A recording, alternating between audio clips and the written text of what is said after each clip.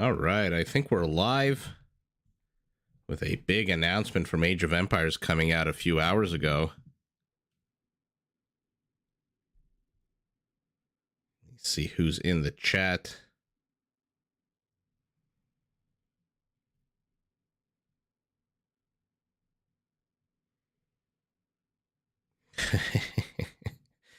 Not Jerry is ready to go. Start the game already. How's the volume? Everything good?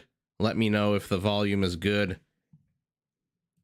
And we will start the game. Let's get the teams lined up here. Teal, green, gray. Ooh, what do we want to call these guys? We'll call them Team North. What the hell?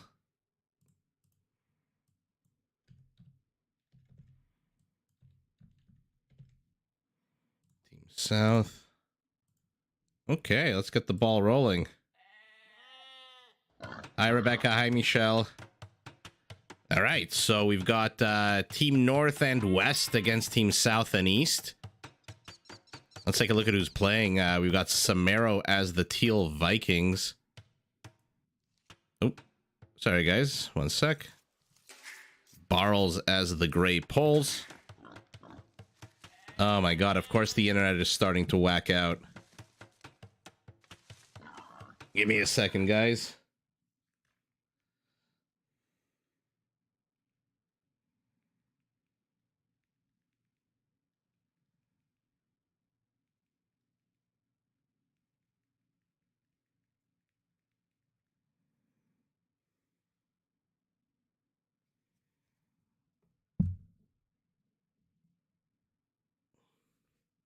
Sorry, guys. Hold on one second. Hi, good times.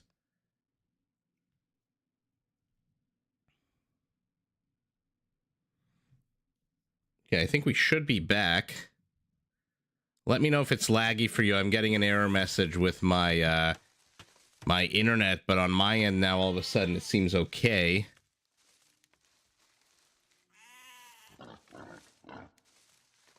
In any event, Barrels as the Blue Gujaras, and lastly, Dratek as the Green Vietnamese. Opposite of them, Draconian spawning as the Huns in red.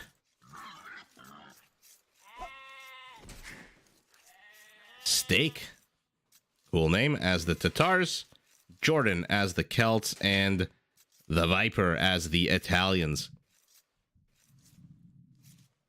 How is everyone's stream, by the way? It should pass in about a minute or so.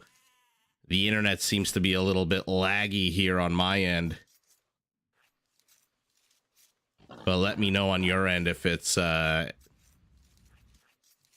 messed up or whatever, then I can pause it for a second and try to figure it out.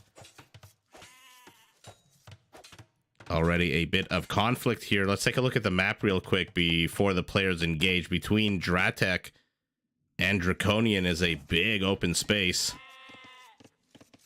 Very Arabia-esque. We'll see...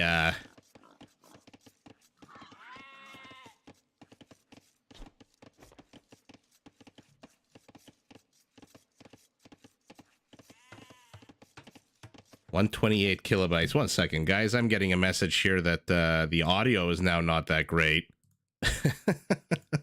Freaking YouTube. It's telling me to do 128. I don't know what any of that means. Audio. It is at 128. I don't know what the hell YouTube is talking about. Right now, it's telling me the internet connection is excellent. So... maybe just a small glitch on the radar. Hopefully, let me know again if you're in the chat. If you can hear me, see me, everything's fine. Sometimes this internet does cut out. But it takes about a minute or two to get back online. Anyway, Draconian and Dratek here sharing a big open space. This might as well be Arabia. The Viper and Samaro sharing a bit of a narrower kind of plus-shaped piece of land, and then there's this unclaimed piece of land here in the middle of the map between Jordan and Barrels. Neither player really moving forward right now to take control of that. Everything looks good. Okay. Oh, hi, Chris. Glad you could catch us live. Welcome, welcome.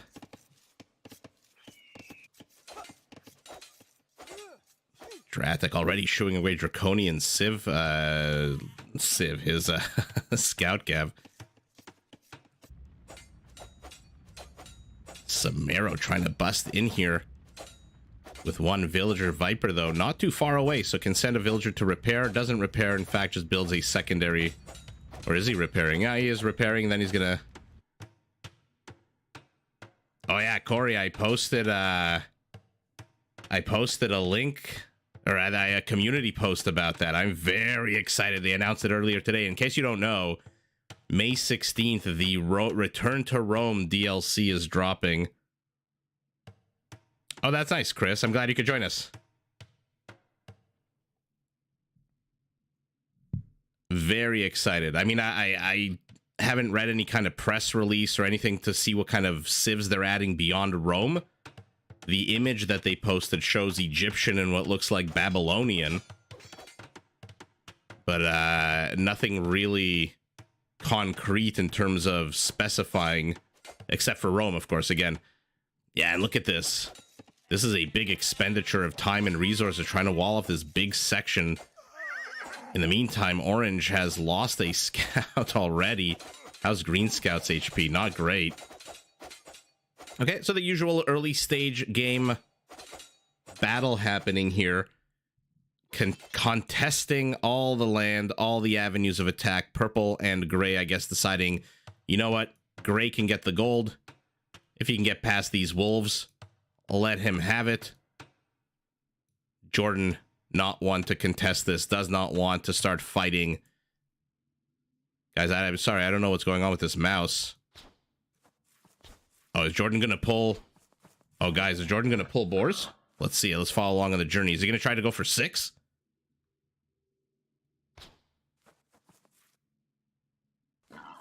Those civs would be pretty cool, Corey. Okay, loses control of one boar. Let's see if he's going to go for the others. Oh, he's going for number 3. 4. 5. Okay, so Jordan's pulling 5 boars. Let's follow along on the journey. First, let's quickly pivot here to the north and see what's going on.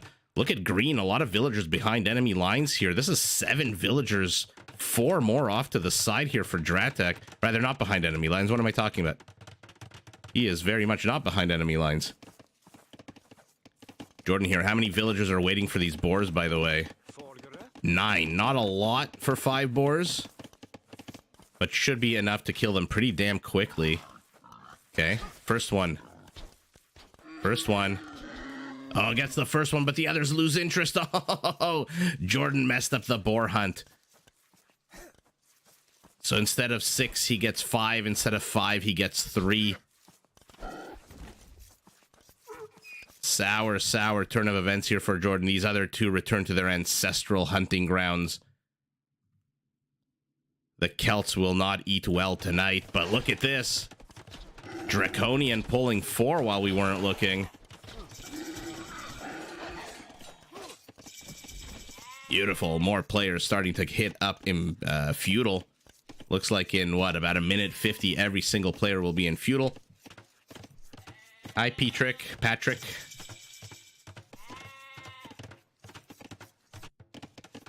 Viper already on the water. Did he add a wall off here?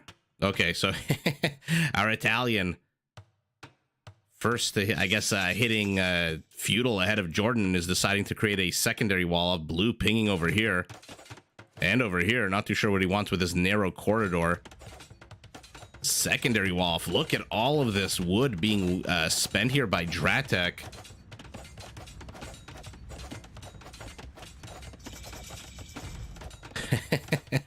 Look, if you can pull 3 boars while a wolf attacks you, you are an honorary beastmaster on this channel. Okay, so Viper is in wall-off mode, not a surprise. Viper, a bit of a defensive, conservative player until he has the resources he feels he needs, and then he just absolutely, within minutes, builds the army that he needs. using the tower. He's busted in through, but Draconian playing this a little bit like Arabia, with these archers putting on all of this early feudal pressure. Looks like Jordan and Stake are heading up to Castle. Not a surprise. The pocket players hitting Castle first. Not a surprise on the other team. The exact same thing with the addition of Samaro. No surprise there for our Viking heading up to Castle very early on with those juicy economic bonuses of theirs. Okay, we're getting a bit of a tower push from our Hun. Yeah, Chris, that's why my litmus test is 3 boars. I know that might not seem like a lot to some people, but like you're saying, on the whole, on the average, 1 is hard, 2 is difficult, 3 is very hard, and then anything above that is just very fun, especially for us to watch. A lot of times it goes well, sometimes it doesn't go well. Okay, so you managed to destroy a house. Big to do over a house, but behind the house, a bunch of stone walls. Viper Draconian on the flanks, last to go up to Castle. 2 supporting siege workshops, 1 on either side. Viper wants vision of it. I don't know why my tab button keeps unclicking. There it is. He sees it. Scout immediately comes. Starts having a bit of a face-off with the wall here. Mangonels for both players. Okay. Draconian walling off as well. So Dratek is the last one to go up to Castle on his team. Resource-wise, he's not close at all. He needs 400 food. So basically in a minute or so. Also doesn't look like he has the structures, right? He's getting the market now. And that's basically it. His teammate, Ganji, coming in with a siege workshop. And it looks like no one's really contesting this piece of land. No one really seems to care about that avenue of attack. We've got a bit of a mango war here.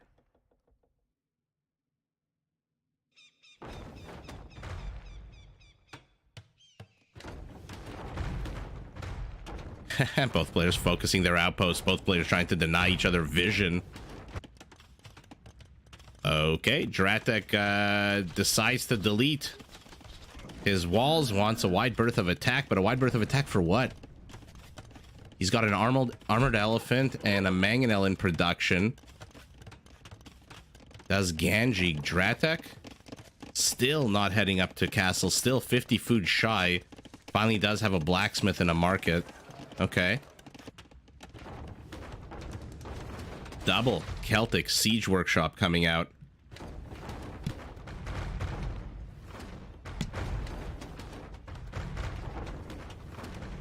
Oh, just missed it.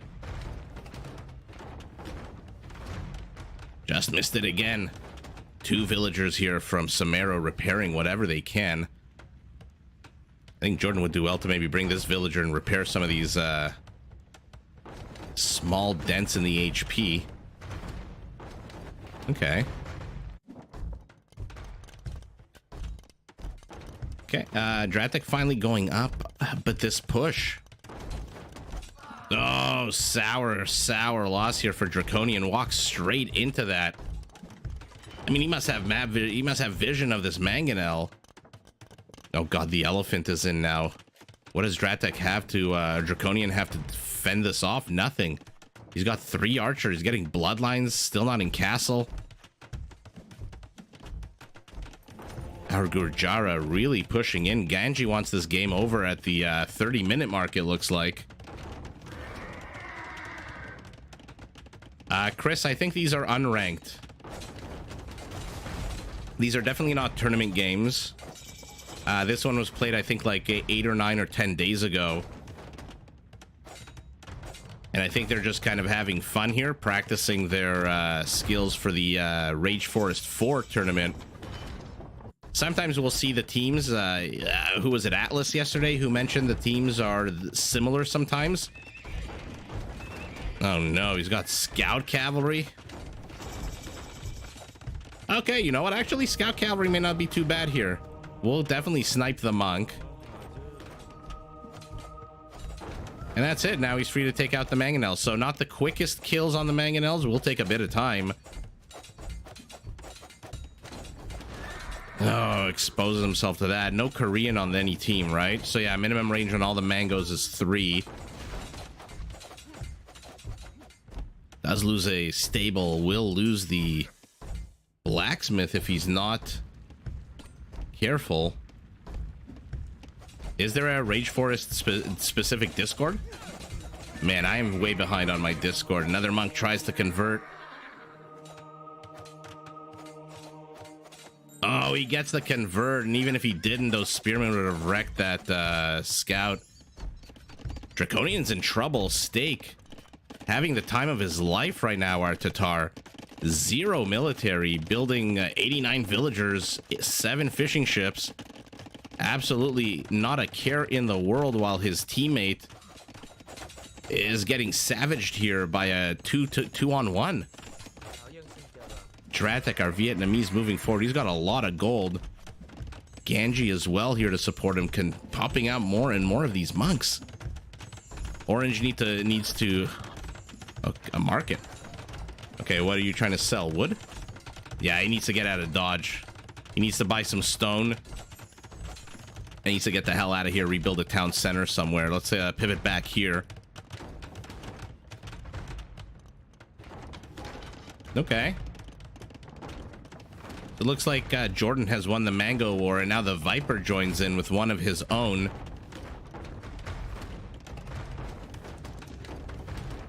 So Samara's gonna lose this. Does he have? He doesn't have a lot of wood. Oh no. Okay, he's sacrificing 1 villager so that the blue spearman doesn't get into the base. Good move out of Draconian. And look at Dratek, immediately follows it up with a wall off. So Orange has been dislodged. Orange's base, all of the resources that he has available here are now open for the taking, for Ganji, for Dratek, for literally anybody on Team North. Jordan maybe ventured a little bit too far, does lose a mangonel, but Obos are out. How many? 3, 4th one in production by Barles. Is anyone close to Imperial? Yes, the Viper. Of course the Viper is first to Imperial. Let's see what kind of army he produces. For now, just a scout and a mangonel and a dream. And now Orange is basically dead. Reestablished himself here next to the wood line. No gold, barely any stone. Not enough wood yet to build another town center. There we go. But survived with 45 villagers. We've seen comebacks with worse here.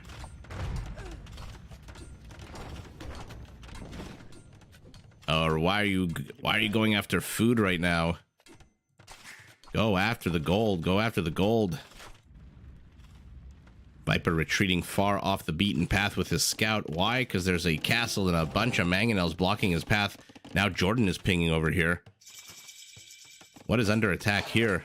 Oh, the wolves. Nobody's a Magyar, eh? No, no one's a Magyar, so no one-strike policy. Man, Ganji and Dratek just pushed into Draconian. Draconian unable, despite the fact that he put up a tower, had a few archers. I think he played it a little bit too much like Arabia. These guys are trying to take down an armored elephant as slow as possible. Converts going down. Why the hell not? You've got the monks, deletes the villagers, synchronized death here, and they disappear under the farm. Rattan archers are out now? Okay. What's Dratek's army supply? 8. And look at the army supply at the top of our screen. 36 to 8. 420 population of villagers and fishing ships to 336. Jordan and the Viper here are going to have to do some kind of work. They're going to have to do a little bit more than what they're doing right now, which is just holding the line, because our Han has established a shit ton of infrastructure. But is the castle exposed here? He didn't build a wall. Castle is exposed. Looks like there's even a gap in the defenses. So not the best wall off here, but not too much that blue can do about this right now with only 1 elephant and a number of monks. Green is not going to be helping out a lot with rattan archers. They're not going to be able to enter a castle firing zone, although maybe they will. What's the pierce armor on them? Pretty damn high. Just a 5 right now. Yeah, Viper likes to wait until he, the absolute last moment. He is housed, though, stuck at looks like 100 supply. He likes to wait until the very last moment. We saw it in a game yesterday where his entire team was collapsing, and he was just in, he was actually in the flank position, not the pocket, but he was just booming, and then finally he was the Celts. He just got out this amazing army of siege and almost won it for his team. Almost. Here we go. Monks don't know what's about to hit them. One goes down, second goes down immediately, third, fourth, fifth, sixth, but how many converts? 2 converts. Oh, you gotta run away from the rattan archers. This is an archer killing archer. This is a Huskarl with a bow and arrow. You do not want to engage into them with, what are your upgrades? Pretty damn good upgrades. Okay, maybe you do want to engage into them. How's Orange doing, by the way? 55 villagers. How does he still have one random feudal age archer still alive? In any event, Jordan pinging over here wants the Viper to move his ships out of the way. And looks like Teal and Gray are trying to bust their way in. Oh, a miss. Ironclad? Not yet. Oh, and it's sour. Hi, Daniel. Not Jerry. Who are you talking about? Who should have had militias? Draconian?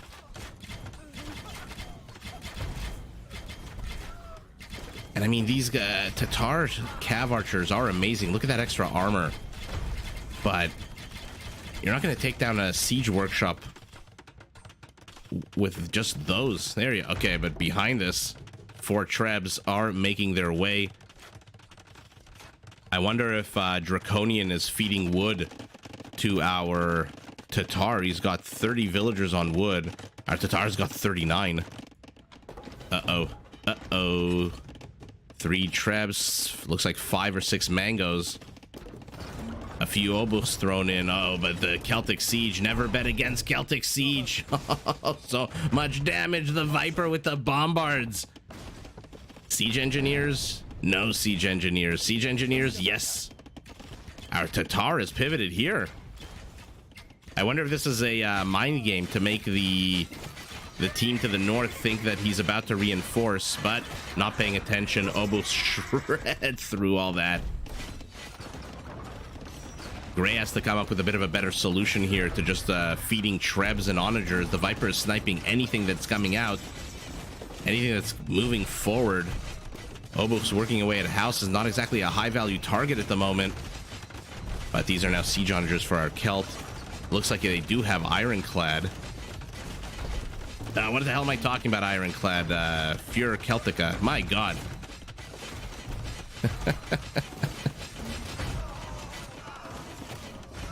Okay, so the Viper and Jordan seem to have everything in hand here. Our Tatar having everything in both hands over here. Look at this army. 49 heavy cav archers. Our one red Tatar player has more than half the army supply of his entire team. But in come the Shrevamshas. If anything can dodge these Tatars, it's them. Oh, shitty attack round out of stake. Second one does a little bit better. Are these elite? They are elite. 7 arrows dodged per each one. Oh no, it looks like our Tatar's gonna get swamped. Rattan archers supporting them. But 56 is a good amount. Holy shit, are the Shrevamshas melting. But the Rattan archers are closing in. This is the real dangerous unit here, not the Shrevamshas. Not elite just yet. Is he getting them up to elite? No. Reinforcements streaming in. Shrevamshas for both players. These siege elephants needed to be here yesterday. Okay, Team North needs to retreat. They're not going to beat this now. I thought for sure that Tatar was going to get absolutely overwhelmed. That was a lot of Shrevamshas. But Green did not engage early enough. The Rattan archers, remembered, look at their pierce armor now. 8 now that they're elite. 2 more to go to their maximum of 10. The Viper here with these galleons. Oh, these Shrevamtras, so annoying, like dodging anything and everything, but finally, Imperial skirmishers. Oh yeah, I forgot that there's the Vietnamese on the Team North. So anyone and everyone has access to Imperial skirmishers. Oh, why are you stopping to destroy a lumber camp? Oh, shitty spawn here for Jordan's Onager. Immediately loses. You got 3 more? 4 more spawning out of here? Okay. We'll see. 38 Shrevamtras for Ganji, but a few of them are streaming down the left side of the map. For some reason, garrisoning them in the stables. Siege elephant now.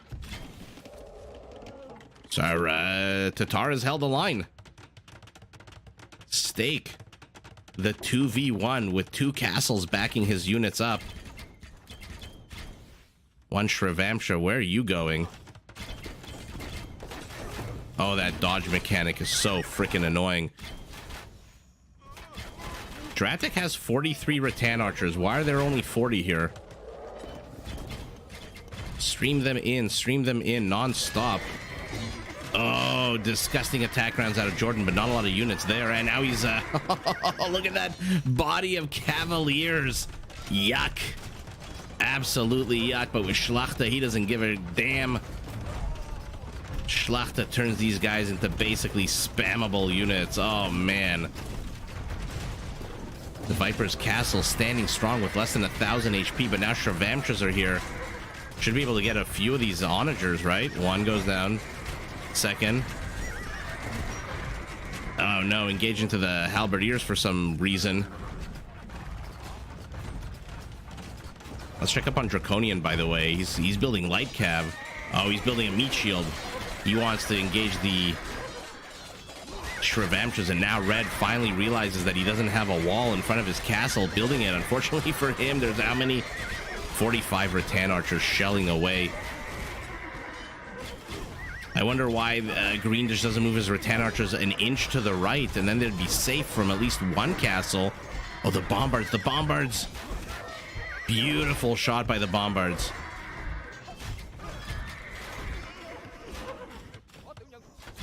With Siege Engineers, 13 range.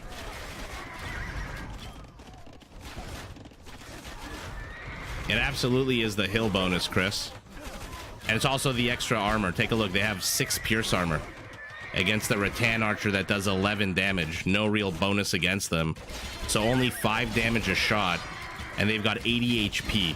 So they need 16 shots to one-shot 16 Rattan archers to one-shot a Tatar Cav archer right now. Orange pinging over here unbeknownst to us. Take a look at this. Ganji has opened up a secret avenue of attack. Trying to get into the trade. Little does he know there's barely any trade. Oh, what a backstab here by Ganji. 27-26. How's the Viper doing? Lost his castle, but Genoese crossbows are out. They are going to absolutely wreck these Polish cavaliers. Oh, the skirmishers, the Imperial skirmishers turn around, fight the crossbows.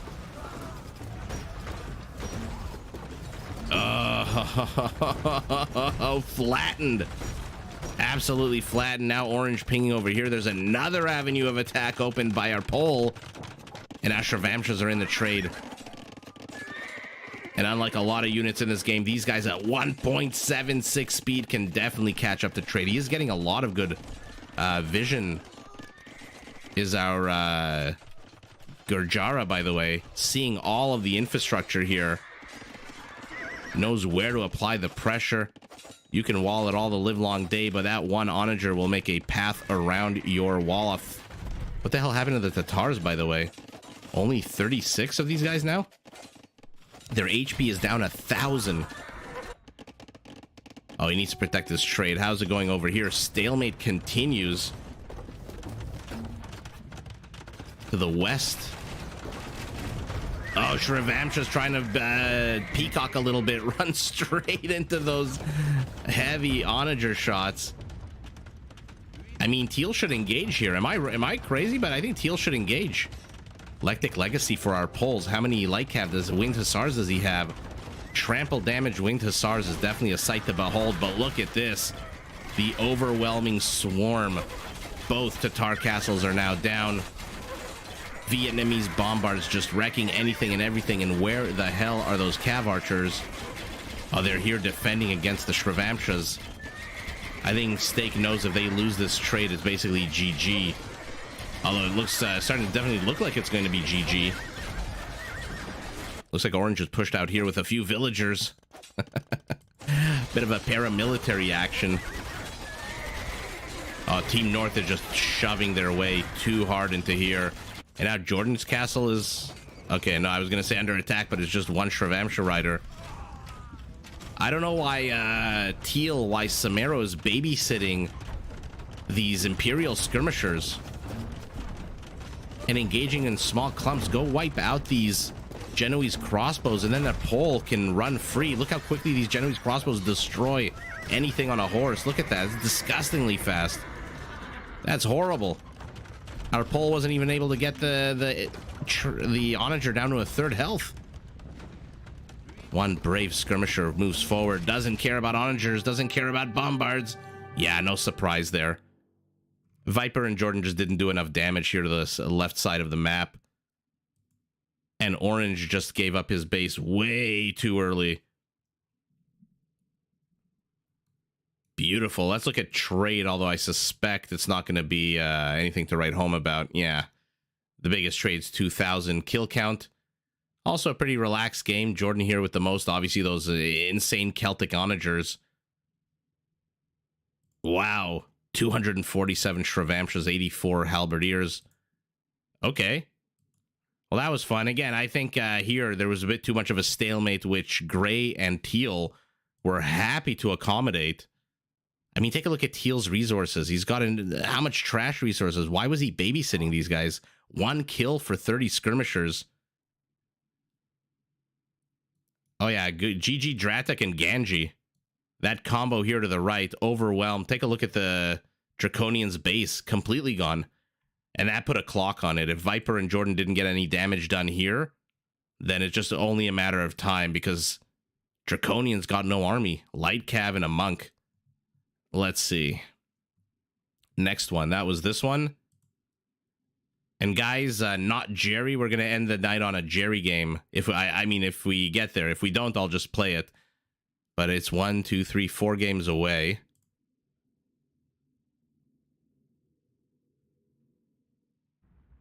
Well, let's get the ball rolling here. What are the teams? Yellow, red, orange, and... Oh, this is definitely Team North.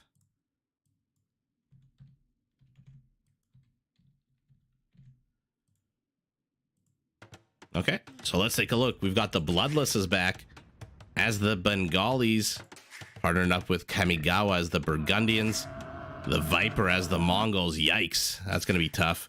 And King Marv is the Hindustanis. These are some pretty damn good civs with an asterisk on the Bengalis.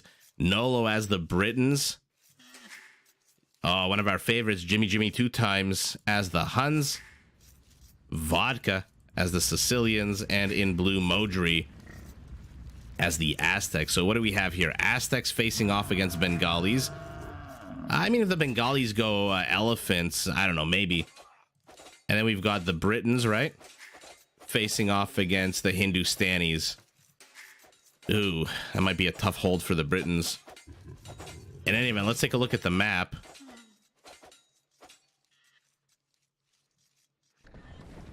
Bit of an interesting spawn here. We've got rhinos on the map right now. 6 of them over here with a crocodile defending them.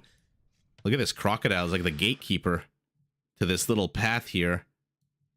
You shall not pass, he says, as whatever the hell this is for King Marv is starting to shape up. Nolo, don't fight. You're not going to beat the Hindustanis out with their discounted villagers in the Dark Age. Just wall off and be happy where you can wall off. Maybe take the right side while he's not looking. But the usual engage here in the center with the villagers. Then there's a bit of a north-south crooked corridor between the Viper and Nolo. I mean, the good thing for Nolo, the good news... Look at this. Look how close Jimmy 2 times is. Easily reinforced here. On the other side of the map, we've got Vodka with a very much north-south corridor. Let's see if he tries to pull these 6 rhinos, by the way. And then Modri and the Bloodless. I mean, how do you wall this off as Modri? Oh man, lots and lots of animal sounds. I guess he's going the safe route over here. Oh, I don't like this at all. Oh yeah, we love Jimmy 2 times. But I don't like this wall off at all. Number one, I'm not a fan. I mean, you agree, disagree. It's all anecdotal depending on your experience. But I don't like wall offs that have lakes as part of them. And I guess down here as well. But in any event, not going to question Modri, one of the OG Black Forest players. F you to this crocodile in particular. They will make boots out of him in no time. I mean, this is strange. Nolo created a wall off, and now he's jacking the lumber in the one location that can jeopardize his wall off. Okay, but King Marv says, you know what, I agree. Let's not fight over this corridor. Why do we need to fight? We're already fighting to the center. But how sour is this for Nolo? Take a look. He's one player who has to handle... Oh, sorry, guys. One wall off to the left, a second wall off to the center, and a third wall off to the right. All for one player, all for the Britons. Yikes. We'll see how Jimmy does supporting him. For now, Green has cut this part off in half. Vodka decides, you know what? Let's take a diplomatic approach. I'm just gonna partially complete all the construction here. Let Purple run down here. Let Kamigawa discover that this area is no longer wallable. What's happening here? Got a bit of a boar pull by the Bloodless. First boar pull rather of the game. Let's follow along. Man, these rhinos ate some brownies and now they're moving very, very slow. Oh no, oh no, oh no, they're moving slow because they lost interest. Oh no, don't go back. Oh, the Bloodless. Okay, good. Oh no, oh no, oh no. Oh. Sour by the loss here for the Bloodless. We'll see if he decides to retake the rhinos. In the meantime, more crocodiles being killed by these 2 villagers. Man, do they like their leather, their crocodile leather shoes. Wall off complete here. Wall off complete here. This side of the map completely open. Looks like Modri is putting up a secondary wall off. He will be first on his team to feudal. So not sure why he's not just waiting to build this into a stone wall.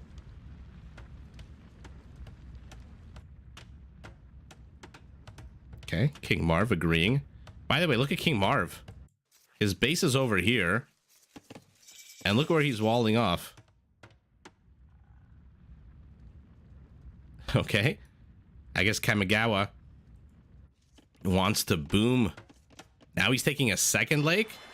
I mean, he already has the first. A little bit greedy here by Kamigawa, inserting himself into the Viper's territory. The Viper busy, though, fighting a crocodile, it seems. Oh, so close to dying, that one villager. Teal taking the lake over here.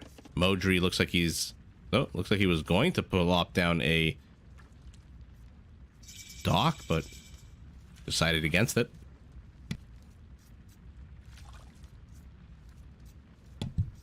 In the meantime, a little bit of peaceful country life. Trying to get some of them box turtles. I thought they were turtles. Now he's carrying a big fish. Okay, behind all this, Jimmy 2 times has managed to sneak in a scout, but not for long. I guess the Viper took this lake. So I guess this one belonged to King Marv. Anyway. Nolo finally walling this off, but he's got a villager behind enemy lines. The villager, though, is being chased by a crocodile. Irate at having been woken up. What the hell was that? Why is he not using a scout? Okay, crocodile is now penned up. Let's see what kind of mischief this Briton villager can get up to behind enemy lines. Looks like a double structure here. Yeah. Jimmy 2 times only 300 food away or so from going up to castle. Oh my god, another villager dies. Man. I guess pulling rhinos because they're bigger and juicier is a little bit harder. But that's 2 different rhinos that have kills now. Look at this. 1 kill. By the way, attack upgrades? Oh my god, the same attack upgrades as a boar. By the way, if you haven't noticed that boars have attack upgrades or bonuses, take a look at this. Camel 8, Cavalry 3, and just like anyone and everyone's, anyone under the sun seems to have an attack bonus against the Eagle Warriors, they do as well. I guess the rhinos have the exact same. What is King Marv doing over here? He's doing nothing. He's being attacked by Nolo. Very aggressive for our Britain, considering the fact that he's got nothing at home. You are opening up a can of worms that I'm not sure you are capable of handling. It looks like the villager behind enemy lines did ultimately die. I don't see any gray dot on the map. Yeah, nothing. The villager did die. Okay. Vodka here. It looks like he pulled 3 of the rhinos. Yeah, I pulled 3 of the rhinos. Modri and the Bloodless, both on opposite sides of each other on the map, are first to reach castle. Let's see what they decide to do. Of course, our Aztec going monks. The warrior monk civilization. 3 monasteries for our Bengalis. So one has the higher HP on their monks with more text research. One has the +3 armor. Neither player, actually no, I was gonna say has gold, but the Bloodless has gold. Nothing. Modri, 430 gold, can build monks for days.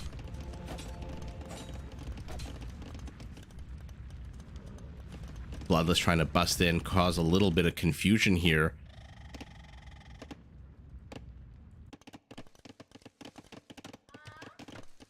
Oh, I guess the villager snuck behind enemy lines, built this secondary wall off. In any event, the walls are now completely open. King Marv, our Hindustani, is free to just bust right in. Why is yellow pinging up here? What does he want? Does he think there's a villager or something up here?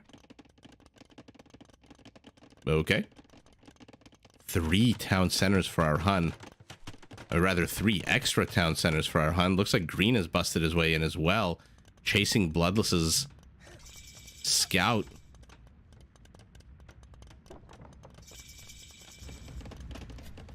Let's see it. Let's see the monk wars begin. Oh my god, oh my god. Already. Oh, the Bengali monk quicker on the take. Aztec monk, 35 HP, no armor. Bengali monk, 30 HP, +3. A 4th monastery going down for our Bengali. The Viper, also 3 extra town centers. What is our Britain doing, having to defend a big swath of land? Market and a blacksmith. How are his resources? Oh, he just needs a bit more gold. There it is. And now he wants these 2 buildings complete. Up to castle he goes. I'm surprised the Viper isn't populating his fishing industry more than it is right now. Usually the Viper pretty on the ball. Actually, nobody really is.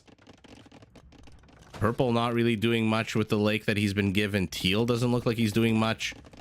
Modri, I guess, decided against putting a dock down here.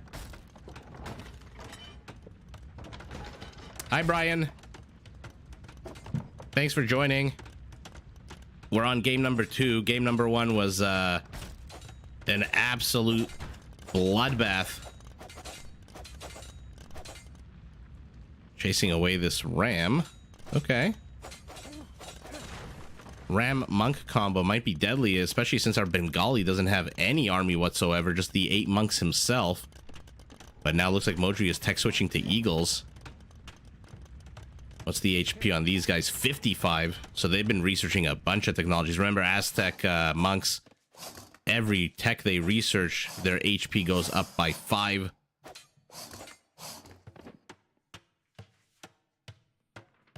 Except, of course, what am I talking about? Sanctity.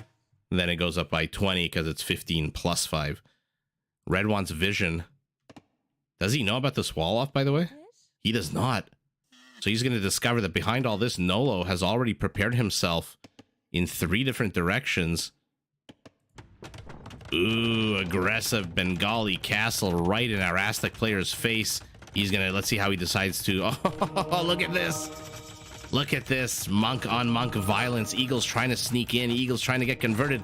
2, 4. I can't even keep track of who's converting what. 2 Eagles get converted. And the Bengali castle is up. Should have gone after the villagers. But the Eagles are here. Obviously, no murder holes. This is a high elo pro game. Oh, man, the Eagles are just getting wrecked over here. Oh, they're still scouts. Yuck. And look at our Britain. 1, 2, 3 extra town centers for him. King Marv already has 2 extras up. The third one just about to complete. And remember, he's in castle, so these villagers are now at a, what, a 15% discount? 35 food instead of 50? Ridiculous. Okay, so what's the monk count here, by the way? 1 Aztec monk left. Oh, no, sorry. What am I saying? 3 monks and 1 converted monk. There he is. And for our Bengali, 5 going up to 8. Redemption on the way as well. Building siege will get converted, and in come the Kamigawa Burgundian light cab. Or rather, scouts.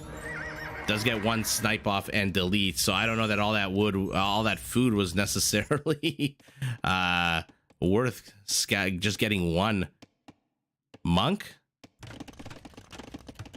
Aztec getting another relic. Remember, they do get 33% more gold for every relic they get. The Viper, a bit of a defensive castle here. Not really sure why it's so defensive.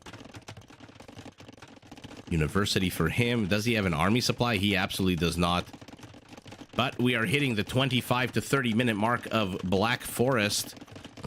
And when that happens, you know the infrastructure goes down. You know the armies will start coming out.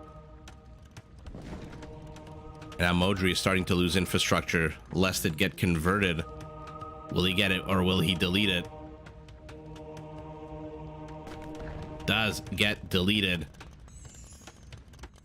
Supporting castle here by Kamigawa as well. Let's see some Custeliers.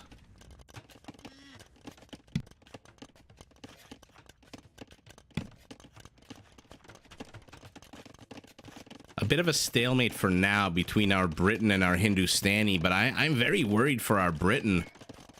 He's not building any kind of military infrastructure whatsoever. At the same time, the Viper's already got a castle up in supporting position, is heading up to Imperial.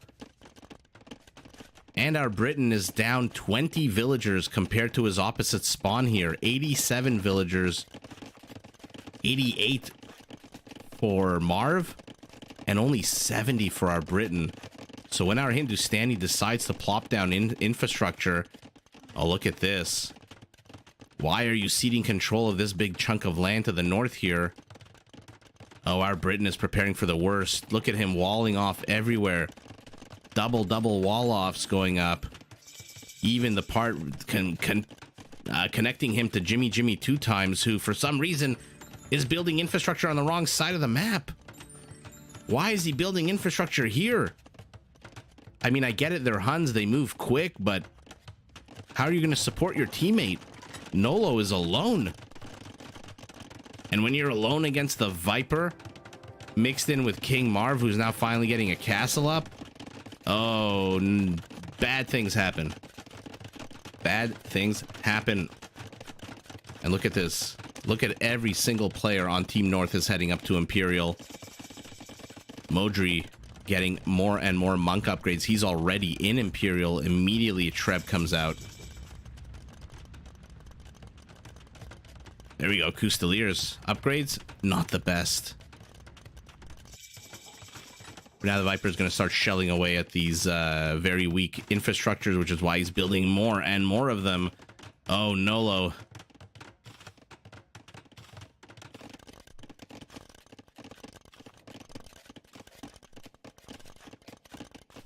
I mean, it's like the calm before the storm right now. Oh, and again, why is our Hun going left? Do they have some kind of agreement that our Sicilian will go right and our Hun will go left? Because if so, our Sicilian didn't get the memo. And here he is with a castle. First Crusade. How many town centers? Tell me he's got 5. Yeah, he's got 5. Let's see it in action. Oh, did he? There it is. 3, 2, 1. Boom. 35 sergeants have just popped out. A crusade has been called. +2 attack on the way. Elite sergeant on the way in 30 seconds. Modri is going to have an insane amount of reinforcements here. You know who won't? Nolo. Nolo left alone to die. The Viper doesn't give a flying you-know-what about your wall off. He's already busted through with the Mongol advance. Okay, 1 castle to reinforce. I mean, are you really going to build Tarkans? I don't know. Maybe they're just hoping Nolo holds the line long enough for this 3-on-2 to do some damage. Oh man, why are you charging in? You've got 20 seconds until your paladins. Why are you charging in? Half of Jimmy's army just died. And that's why they call him Jimmy 2 times, because he needs twice the army supply. Because half of it always dies. My goodness. Look at our Bengali trying to repair this castle with how many villagers? Oh man, look at all the monks behind the monastery here. How many monks for Orange? 21 monks, 12 for our Aztec. Sergeant count has been knocked down to 28. Now the Viper putting on pressure here.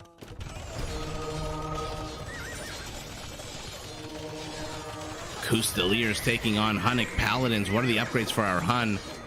Not the greatest attack, still missing the last attack upgrade. Our Custaliers. Oh, I'm trying to click on it. Forget clicking. Let's just look at it. Fully upgraded. Fully upgraded. And they're elite. 40 attack to start each battle. Look at that insanity. 11 plus 29. And King Marv is here? What is going on in this game? It's like somebody tilted their... Everyone tilted their computers to the left. And all of the armies fell to the left side of the map, except the Viper, who has, I guess, an ergonomic computer that's stable, and he's the only one actually attacking on the side that he's meant to be attacking on. Paladins pushing through the Custaliers, but somehow, how are the Paladins pushing through a combo of heavy camel riders and Custaliers? Is it all these Sicilian halberdiers? Absolutely epic push here by 3 members of Team South, but again, Nolo with 6 longbows trying to hold the line. That is not going to do anything against that Mongol siege.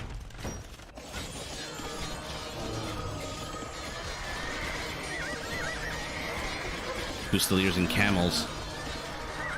Remember, King Marv is Hindustani, so in a minute he's going to have Imperial camel riders. Not sure why he's wasting them on these halberdiers.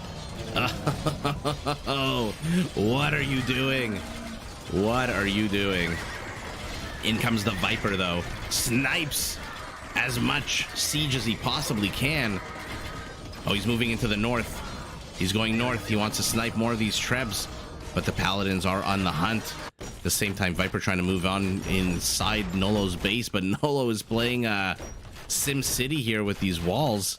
No player has no team has Mayans on their team, so these walls are full price.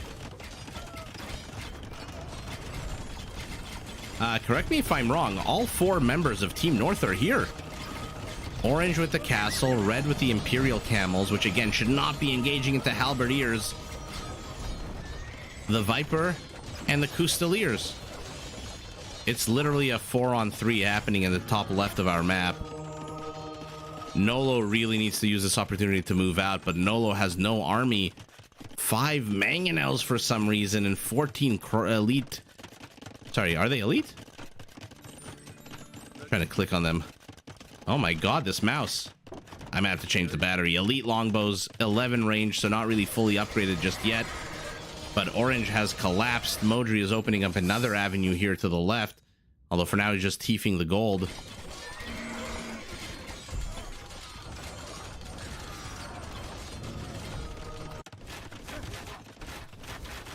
Longbows shelling away at a high value lumber camp. I don't know what the hell the point of this is. Another castle. How many castles is Gray gonna have, by the way? He's gonna have 3 castles, non-stop longbow production all the live long day. Needs to get his wood count up. 18 villagers on wood is way too few. Stalemate here to the north. Despite reinforcements from the Viper.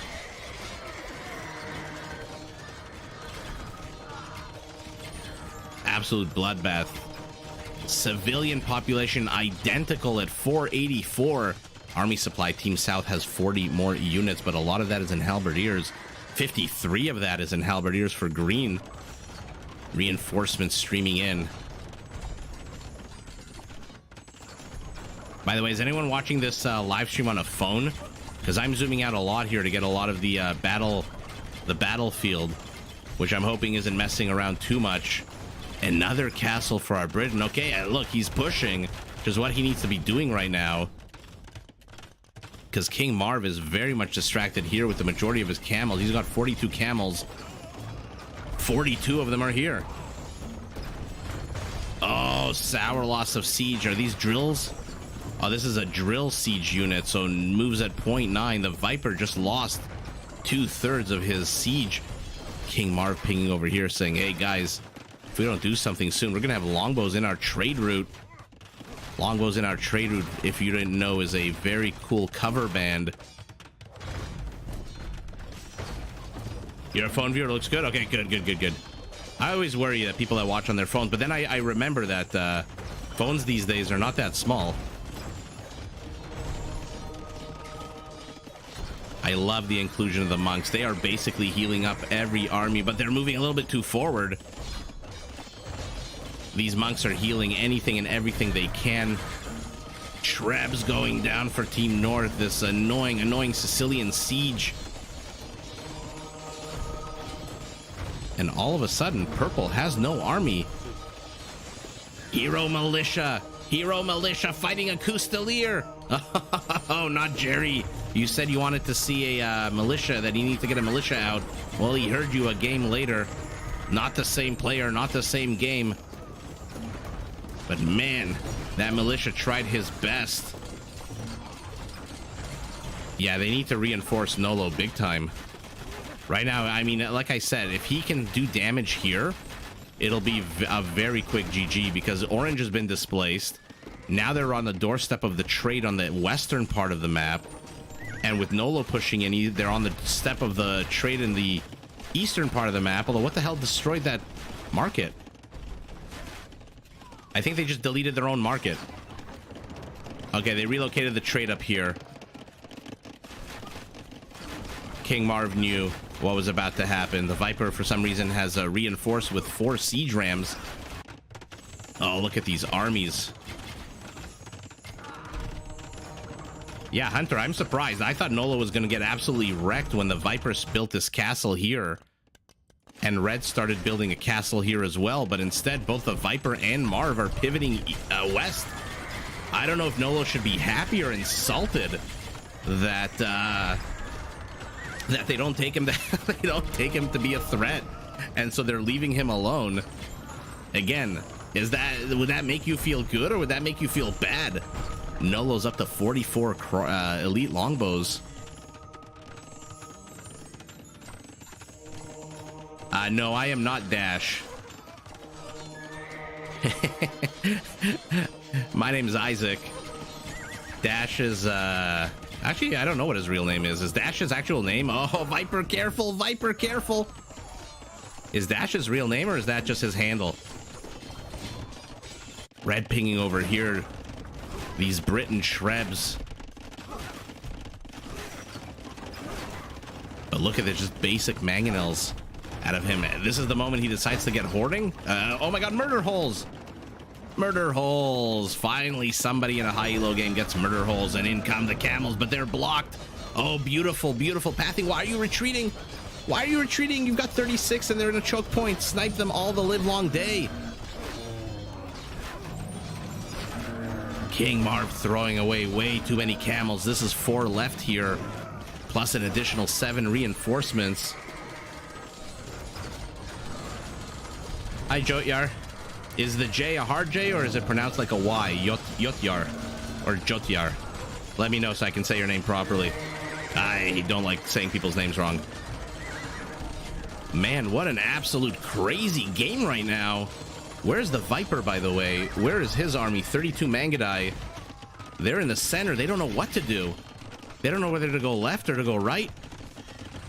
In the meantime, Modri is using this moment to build a castle. More infrastructure. Pikemen coming out of him. J. Okay, so Jotyar. Appreciate it.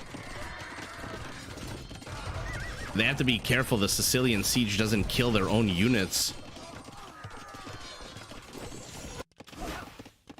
Again, our Britain just not doing the damage. This game could have been over 5 minutes ago if he had inserted himself in a little bit more aggressively.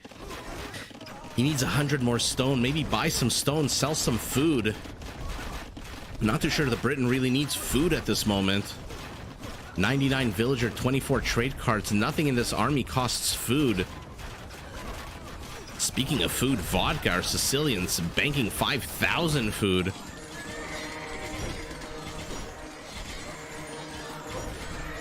Oh man, this is a classic example of one team not knowing really where to focus, and so they're collapsing on both sides. And look at this, the Viper has done nothing here. King Marv is displaced. The Bloodless is displaced. Team North is about to collapse. Mongol Siege might be the only saving grace. He's pretty clumped, but 12 range beats whatever the hell 8 range this is, or 9 range. What does he have range right now, by the way? 9. Okay, figured. I appreciate that. Thank you so much, Jotyar.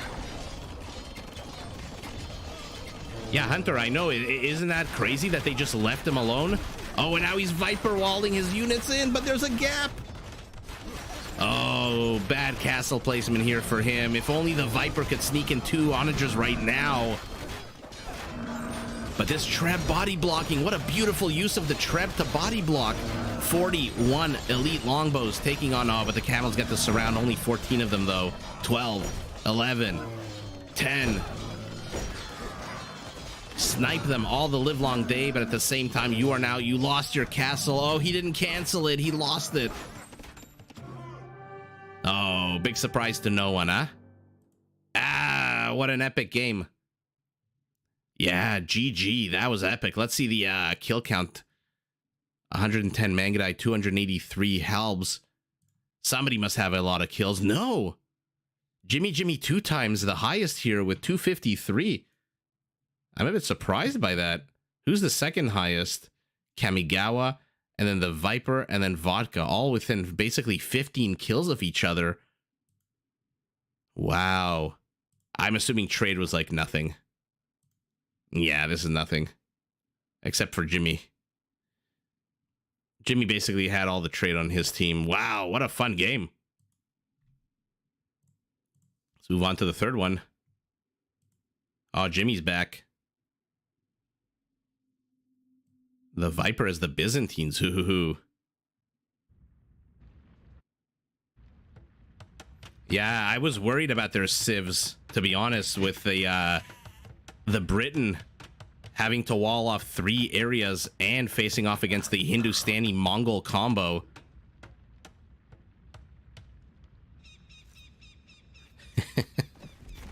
Hunter, where is that from? Let's look at the teams. So what do we want to call this? Yeah, we'll leave this as Team South. Actually, no, let's change it to Team West.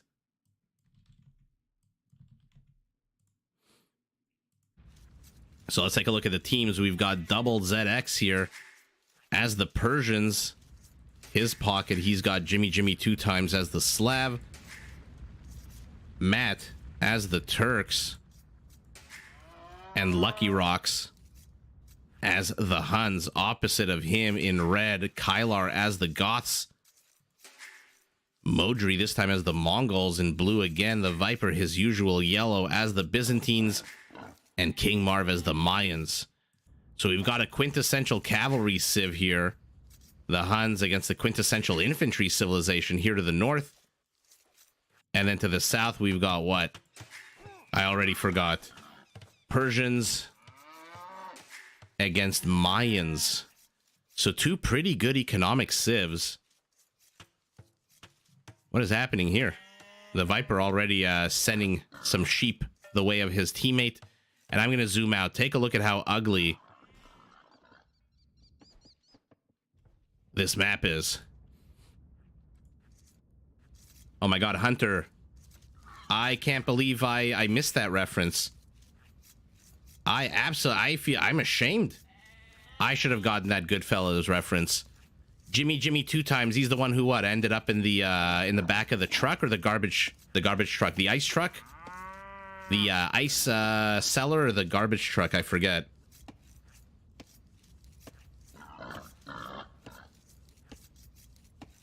Yeah, Daniel, it seems like it. He definitely wasn't putting any pressure on our Britain. Not that the Hun was supporting the Britain that game. I don't even know where to begin with this map in terms of avenues of attack. We've got one to the southeast. We've got one in the center with, holy shit, 9 boars. And then a big open space here for Kylar, which may prove detrimental or may prove to be his undoing. I have to apologize. I'm absolutely embarrassed I didn't get the Goodfellas reference.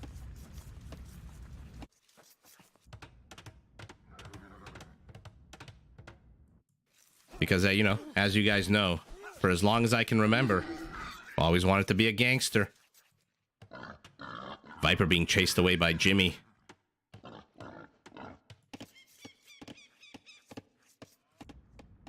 Okay. So, you know, usually we see some villager on villager violence at this stage of the game. Bit more of a peaceful game here. Is the Viper bringing any villagers to build this? Yeah, he's got a villager making a house. We'll see if that villager heads over. Viper in the pocket again. Was it Jimmy 2? Was it one sec, I need to get to the bottom of this.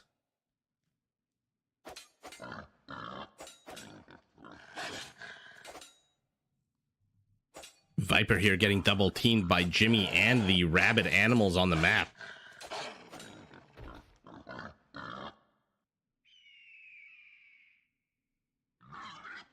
Okay, we'll get his wall off.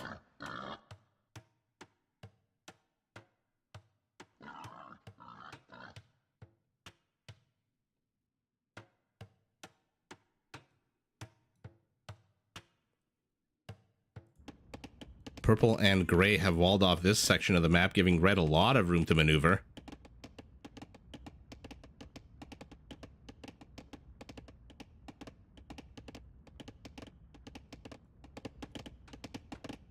Okay, the only action on the map is here, where the Viper has given up control of 6 boars in favor of the safer 3 boars to the north of his base.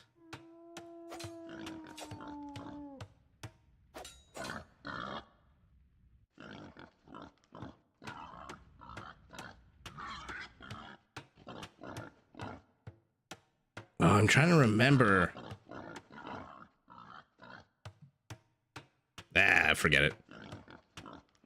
You know what? I'm the only one. The only way to handle this loss of a memory, this annoyance that I'm feeling right now. I'm just gonna have to watch Goodfellas tonight.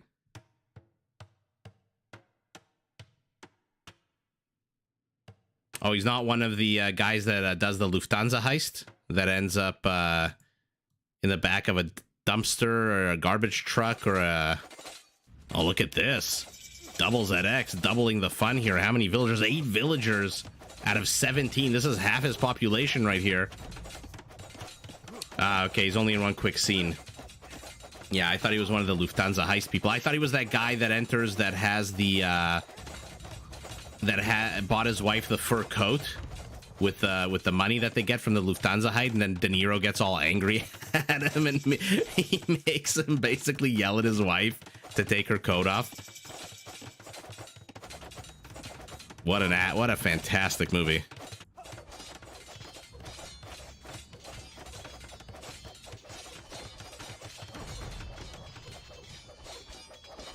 Okay, Kylar trying to bust in through here. Okay, I was too quick to call a slower game here. For now, at the 10-minute mark, everyone's trying to bust into everyone else's base here. Kylar trying to bust into the south. Double ZX already has busted in through the north. The pink Cadillac also, right. Oh, man. Oh, what was the, Such a good movie.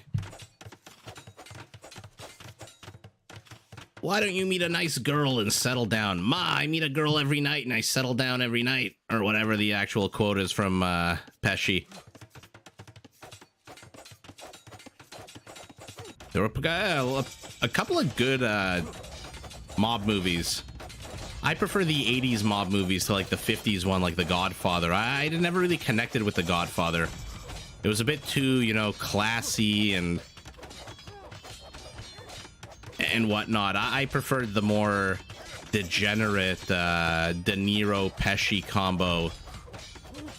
I mean, Casino is a work of art. Casino is an... I will settle down. Funny. Casino is just absolutely... Oh my god, when Lester Diamond and Ginger are there with her daughter and I want to go see the Elephant Man. We're not going to see any fucking elephants. I'm making myself laugh. I'm supposed to be casting Age of Empires. I'm making myself laugh at fucking freaking James Woods yelling at a little girl, telling her we're not going to see any fucking elephants.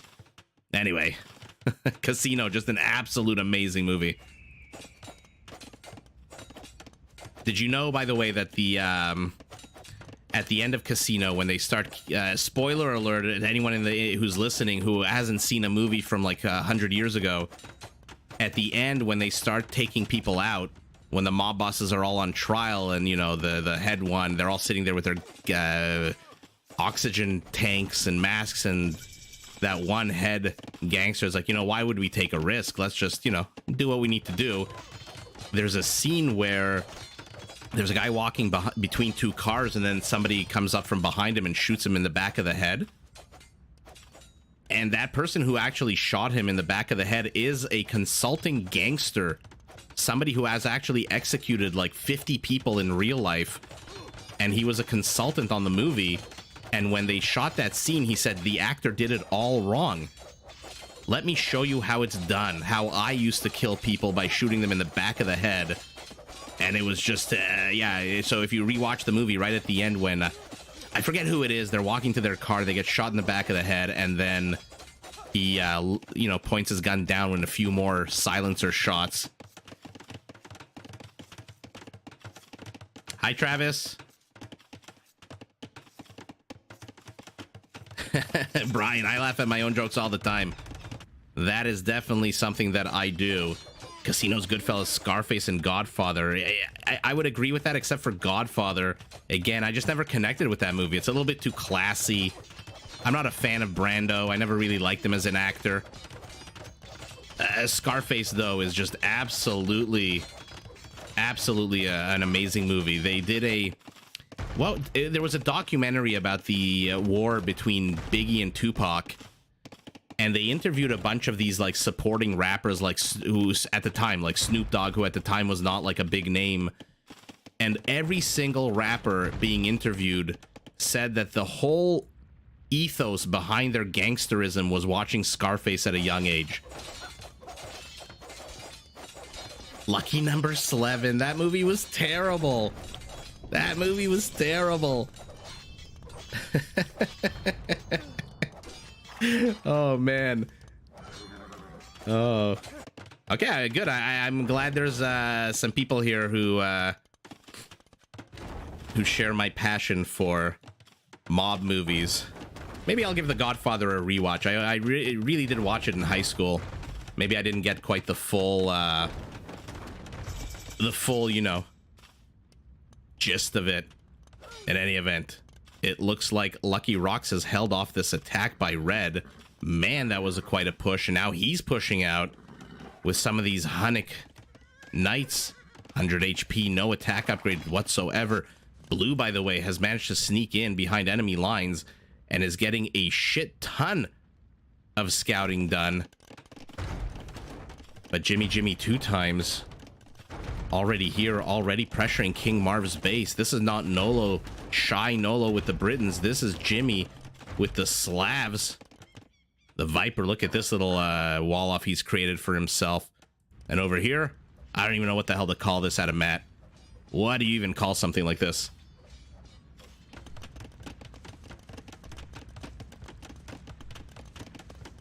Oh, Travis, don't get me wrong. I love movies where you don't know the full story right up until the end, but yeah, I just didn't enjoy it. I thought it was just... I had such high expectations for Lucky Number 11. And I don't remember why, but I do remember that I absolutely just hated it. Don't ask me why.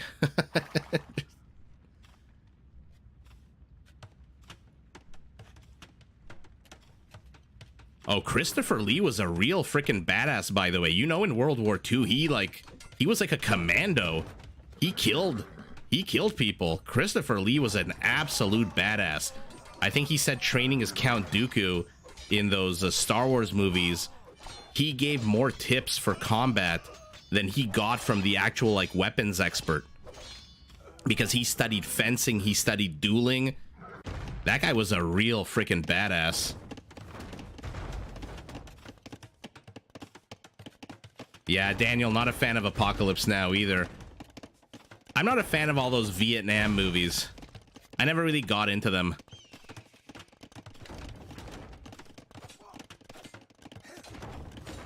Yeah, Brian, exactly. That's what I remember also, that he said when you stab someone, they don't yell. When you stab somebody in real life, people just go, or like they whimper, or they let out a sigh. Oh, Donnie Brasco was fun too. Anything with Pacino in it, and then you throw in freaking Johnny Depp, who I think is one of the greatest actors of all time, despite the fact that he's an absolute weirdo who now apparently lives in like the English countryside. But guys, enough about that. Matt has just dropped a big juicy Turkish castle with a few Janissaries. Oh, you call it trenches? The Kansas City Shuffle. Okay, yeah, exactly. Well, in one of my live streams a few, maybe a week or two ago, I don't remember when, guys. All of these live streams are starting to kind of blend together after daily 3 hours a day live streams, but I did mention how this early stage Black Forest is basically World War I of people fighting over every single square inch. That being said, Kyler's gone bye-bye. No more Goth. But no, he wasn't taken out by the Huns who were right next to him. He was taken out by the Turks. Not surprised, although what I am surprised about is the use of Janissaries instead of hand cannoneers. Remember, Janissaries don't get any kind of attack bonus against infantry, whereas hand cannoneers get a +10. Although there's no real infantry here for Red either, so never mind. I thought at least he put up some kind of resistance. King Marv trying to put up a resistance here with a very forward castle. Kylar, unfortunately for him, the last player stuck in feudal here, but not the end of the world. If the Goths can just get their butts up to Imperial at some point, with Perfusion, with Anarchy, man, they can just spam all the live long day 35% discount on all of their barracks units. Travis, I would rank them as top Mission Impossible. I absolutely love Mission Impossible, except Mission Impossible 2 or 3, which is the one with Thandie Newton where he has to stop the virus. That one was dog shit. I think it was directed by John Woo, and I'm not a fan of all the like the doves flying out of everywhere and slow motion mid-flight. But the last couple of Mission Impossible movies have been just absolutely amazing. House here to greet these knights. They're not going to bust in anytime soon. Viper, very aggressive. Byzantine Castle. There's the Viper. This is what I was talking about last game. I was surprised they didn't populate his lake as much as he is now. The stalemate here continue. Plumed archers coming out, shooting, and then running back into the castle. John Wick is absolutely epic. I cannot wait for the fourth one. 007, Roger Moore all the way. Everyone else was just absolute terrible. That last one with Daniel Craig, ugh. I mean, I like bad movies, don't get me wrong. I'm a huge fan of, if you were here last night, we talked at great length, actually, about Nicolas Cage movies. We talked about really bad movies like The Room. Oh, hi, Mock. But the last 007 movie with Daniel Craig was just terrible. I mean, Daniel Craig is like an animal. You know, he didn't have any finesse. He was supposed to be like a brute force James Bond. You know, there was Sean Connery, who was all like sexy and a womanizer and, you know, got his way with that accent and his like demeanor. Then you had some classier ones like Roger Moore. Then you started introducing more action into people like Pierce Brosnan. And Daniel Craig was just supposed to be like a beast who just like attack. And then they inserted the emotions and a backstory with what's her face, Eva Green in Casino Royale. I don't know. It just all felt very wrong to me. And believe me, I love 007. I love the older 007 movies. I used to watch them with my mom all the time. Them and Indiana Jones movies. All the time. So for me to say it's bad is really, like, trust me, it's bad. But some people like it. I hope Idris Elba actually becomes the next James Bond. There were rumors about it online. Travis, that's without a doubt. Although, I would say The Rock with Sean Connery, but a very close second, literally like maybe 1% lower, would be Lord of War. Blue is now retreating. Wonder why he's retreating. He's got a pretty good amount of defenses here. 2 castles, 3 castles, a bunch of siege workshops. My Mongol friend, you just need to get more Mangadai out.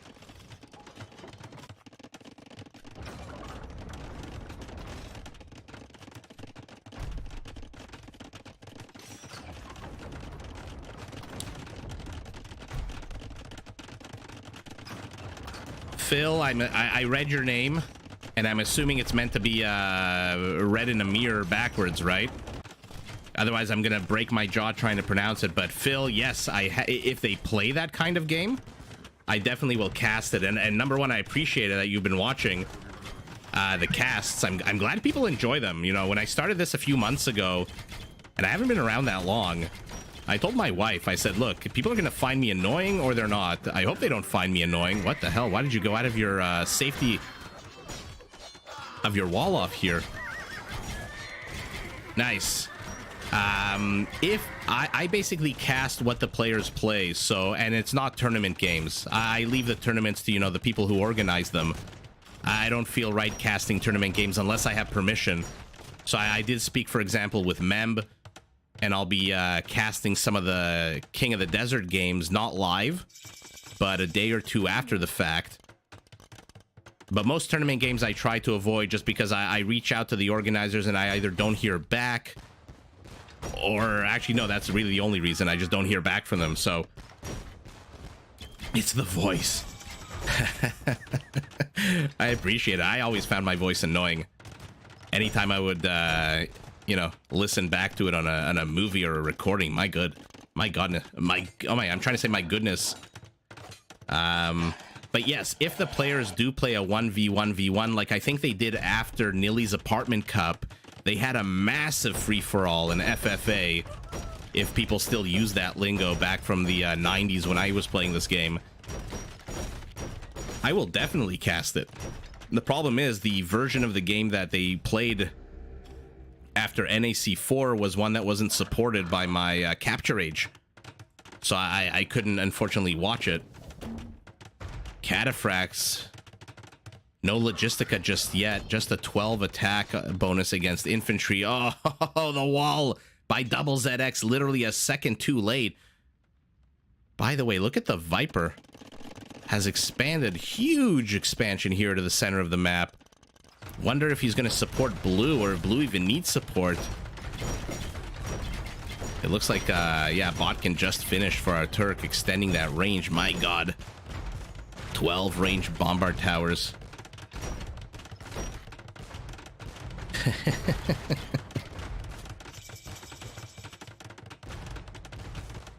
I was T9. He's lost, bro. Somebody told me, Brian, it wasn't you, was it, who told me I sound exactly like T90? And then I played a clip for my wife, and I'm like, do I sound like T90? And she goes, absolutely not. Whoever said that needs to clean their ears. So I don't know, Brian. I don't think it was you. I think it was somebody else. Oh man, Byzantine sideswipe. How many kills on these guys? 19 kills. Only the Viper can get 19 kills on a band of 7 cataphracts, not even fully upgraded. Oh, what are you doing, Matt? They're on a horse. You build a tower, they'll just run away. But holy shit, how many kills? 29 kills. And that's not counting all the kills from that 7th one who died. But our Mongol is collapsing. Tarkans? Lucky building Tarkans? Okay. No real attack bonus against anything here. No archer attack bonus. You got the Turks to destroy buildings. I don't know why you're building Tarkans. Marv is being pushed into. Viper repositions some of his cataphracts to help reinforce. Oh, Logistica. Tell me they have Logistica. Otherwise, this is terrible. No Logistica. Oh, you need that trample damage. You need that plus 18 attack against infantry if you want to handle halberdiers. Slav halberdiers are just going to shred through this. Oh, I don't know what the Viper was thinking here. King Marv needed to support with a lot more plumed archers. He's only got 4. But does the Viper care? Look at him. He's busted in through the center of the map. He's laying siege to Double ZX's base. He's got cataphracts now running down here. But again, there's Persian Cavaliers. Are these going to... Oh my god, 40 seconds away from attack upgrade and defense upgrade. No Paladin just yet for our Persian. Our Mongol seems to be holding the line through a choke point. Once this siege workshop falls, those Mangudai are all going to be exposed. Turks, Sipahi? No Sipahi. And these are just basic... Our Turks an Imperial, right? Oh, he's got no resources. Oh, Mangudai have to retreat, though. There's just way too much here. But the Viper is supporting. Cataphracts fighting Tarkans. Let's see how this goes. Man, they are taking a long time to kill each other. Wow. 2 super tanky units. 170 HP to 150. Still no Logistica.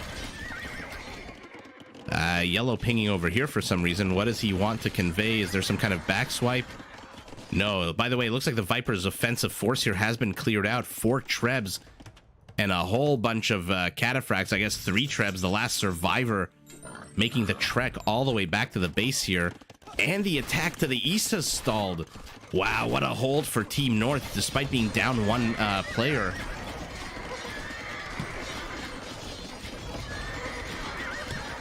What an absolute hold here for Team North. These Mangudai worth their weight in gold. But where are you going now? What are you... Oh, okay, you're trying to get the bombards. Leave the bombards to the cataphracts. Viper knows what he's doing. Oh, Kylar Argoth reappears in Imperial Age. with almost fully upgraded infantry, just missing blast furnace, 30 seconds away. There's Logistica. How many cataphracts? Only 23. Get those numbers up, up, up, up, up. And look at Team West has been pushed back entirely. Now our Mayan feels comfortable enough to push out. Finally, Paladin being researched for our Persian. How many Cavaliers? Only 6. But like, take a look at his gold, 1,000 gold. Red pinging over here. Oh man, how do you handle this? Cataphracts with Logistica, baby. Hi, Woody. Thanks for joining. You are about to watch what I'm hoping is Logistica Cataphracts taking on Slavic Halberdiers. Let's see it. Let's see how good that upgrade really is. They are going to slice through these halves like butter. Look at that. Oh, that's so gross. When's the last time you saw 40 halbs just melt away under cavalry attack? What an amazing upgrade. What an absolute amazing upgrade. And look at Blue. Modri feeling confident enough. How many kills on these guys now? 39. Tarkans move in. Tarkans move out. Loses 1, it sounds like. But they're dipping and dodging, letting these Turkish cav archers still not elite or heavy. Still no Sipahi. Although, okay, finally getting them now up to heavy cav archers. Man, get Sipahi. Sipahi, you need it.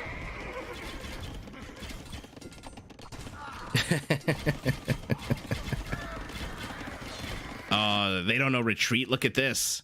Look at this massive reinforcement. Now it's going to be backed up by Persian paladins. Not yet fully upgraded. 40 seconds away from blast furnace. Why is Orange closing up this why is he closing up this area of attack? You see this big army moving towards it, right? Mongol castle goes up. Mongol castle should go down. This is Sipahi. There we go. Our Turk finally starting to max out the effectiveness of his heavy cav archers, his HCAs. Our Mayan. What the hell is our Mayan doing? He's pivoted here. Okay, plumed archers, you get a bonus, you know, against infantry. Use it. +1. These are not elite. Okay. Moving out with a small force of these halberdiers. And back they go. Wow, what an absolute stalemate here to the north, though. Now the Viper is here. These cataphracts. Yeah, Brian, you're gonna... I don't even think you need to thank 100 there. I think there were like 10 there.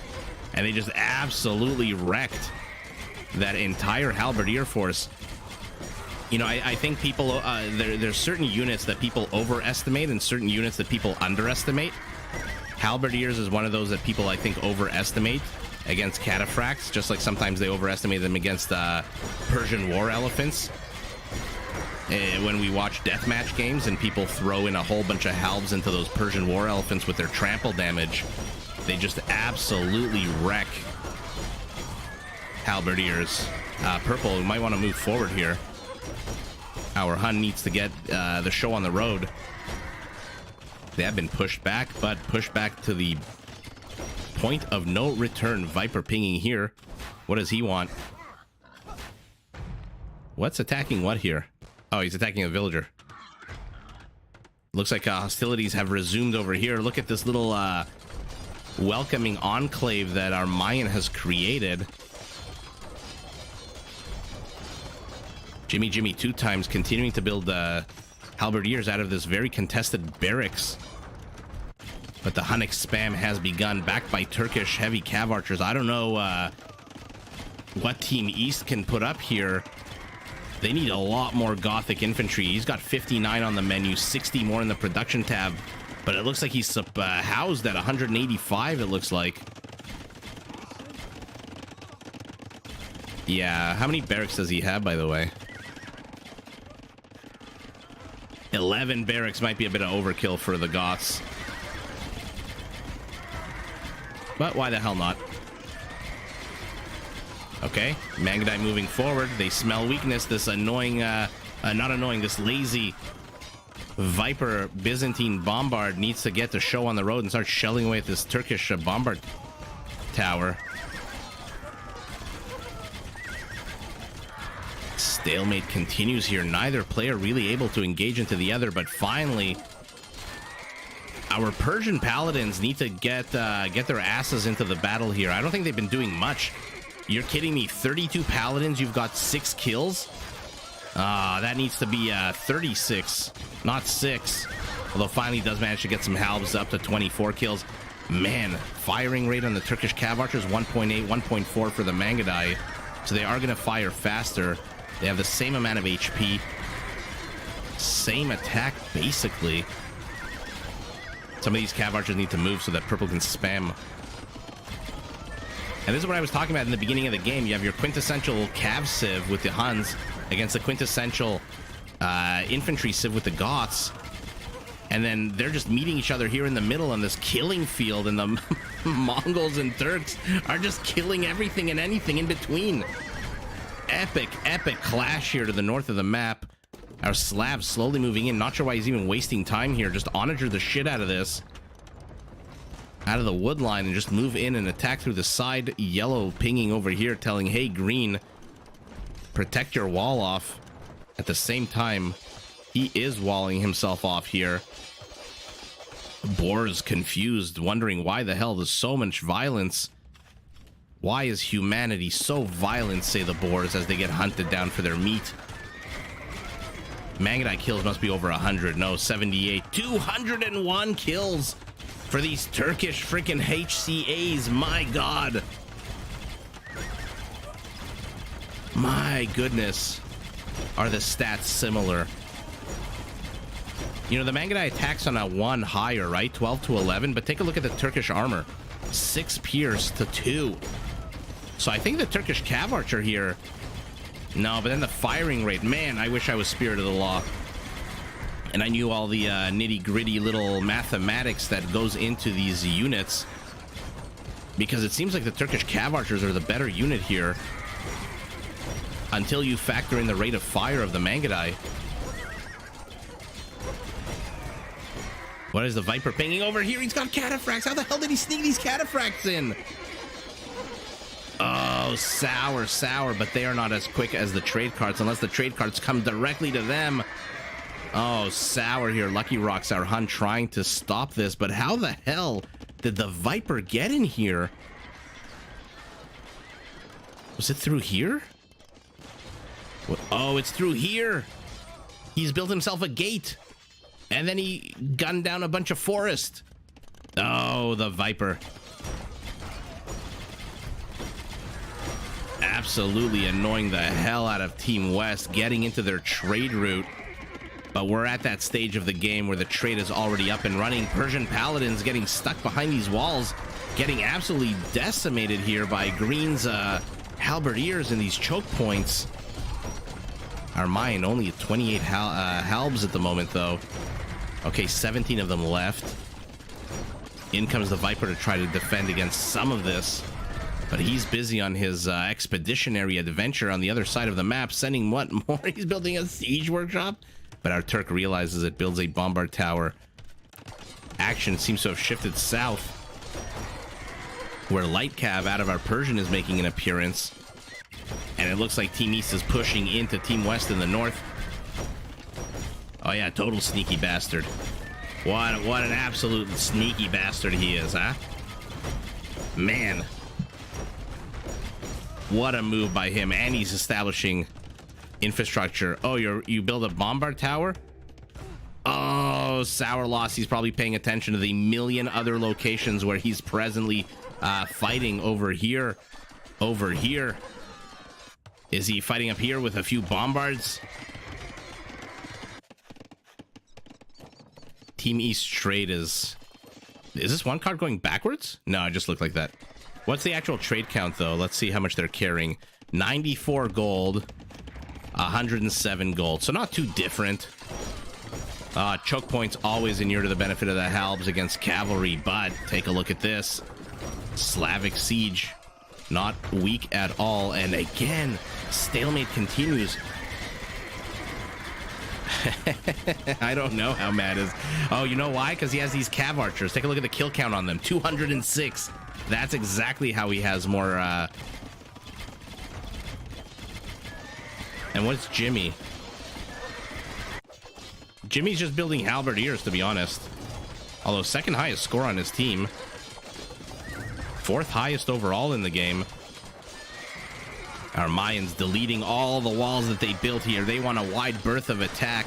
They are tired of choke points and narrow alleys in the night.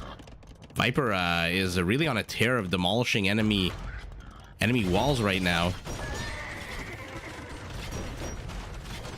This is a lot of bombard towers, though.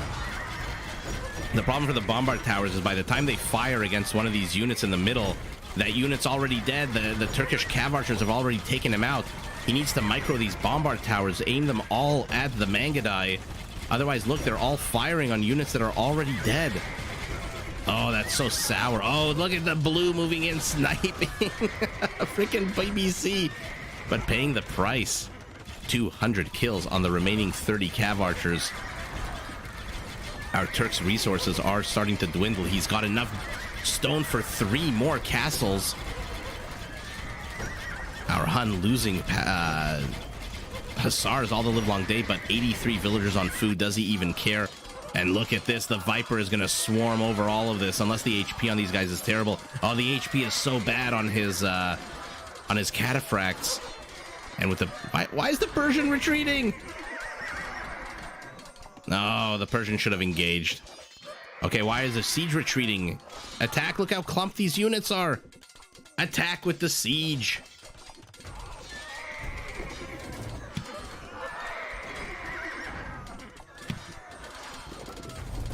There you go. There you go.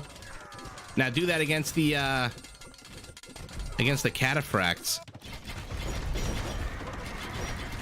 So the trench warfare has given Team East a few kilometers here, and here we go. I told you the Goths just need to get their ass up to Imperial once that big discount kicks in. And in Imperial they are 22 Huskarls, 50 halberdiers, but Huskarls will melt in the face of these Hunnic Hussars, backed by how many now? Only 13. Oh no, Matt is in trouble. Oh, this Slavic siege is not being used optimally. Look how clumped up green is. There you go. Convert's going down on the siege. It gets a convert. Oh my god, the converted onager immediately kills those gold miners. Man, their APM, their attention is so impressive. In the middle of 5 different things. Why is our Hun still building Tarkans, by the way? How many does he have? 11 Tarkans. Okay, you know, an hour and 4 minutes into the game, not a bad time to get crop rotation. Uh-oh. 24 hand cannoneers are gonna change the dynamic here, and there you go, there you go. That's how you use siege. Another one, another one, another one. Please, sir, I want some more. Viper, though, moving really well with these cataphracts, but they're, oh my god, they're not going to last very long against these full health paladins who are now swarming. I would have maybe gone for the monks, but okay, siege not a bad second choice. Our Mongol continuing to move in now that, oh, and everyone but Jimmy 2 times has GG'd. Jimmy 2 times does not want to give up, wants to get one last juicy onager shot. Wants to get one last juicy onager shot. It's sneaking in here. He realized that onager shot would do jack shit, and then that's the moment he decided to resign. Wow. What a bonkers game. What an absolute bonkers game. Oh, what am I doing? 130 Turkish heavy cav archers. This is why he has the higher score. 250 Mangadai, though. Trade should be pretty decent. The Viper with the highest. Modri, second highest by just a little bit. Take a look at this. What is this? Let's round up. 17 and 8 is 25. 22 and 25 is 47. And 17 is 64,000 gold of trade. 11 and 11 is 22. So literally 3 times more trade. And look at this, our Turk with those cav archers. Hunter, you were asking how he has more points. Look at the kill count. Look at Jimmy's kill count. 40% of that. But 3 times the trade is just wow. Absolutely epic. Okay. Well, that was pretty damn exciting. You know what? Let's watch one of the newer games. This one was, oh my, this one was played literally 4 hours ago. So as you can see, these older games, 10 days ago, 8 days ago, 5 days ago. Let's try one of the new ones, and then we'll finish off the stream with a Jerry game. If you're new to the channel, Jerry is one of our favorite players, and you'll see why, hopefully. But in the meantime, let's take a look. Green, blue, teal, and gray. This is definitely not Team East.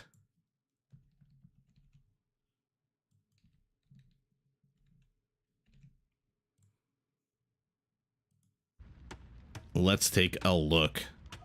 King Marv, this time as the Franks. Fresh to death with an absolute horrible spawning location. Look at this. Not a lot of room for him here. As the Bohemians, okay. Byzantines, this time played by Chaos to Win, and in teal, Xenosaurus as the Cumans, spawning opposite the Viper as the Burgundians, okay. Pretty controversial civilization at the moment. Nolo as the Berbers, Target as the Bengalis, and last but not least, Balvin as the Incas. Yeah. Oh man, Jerry, chapter 1, verse 1. So let's take a look at who's facing opposite who. We've got the Incas opposite the Franks.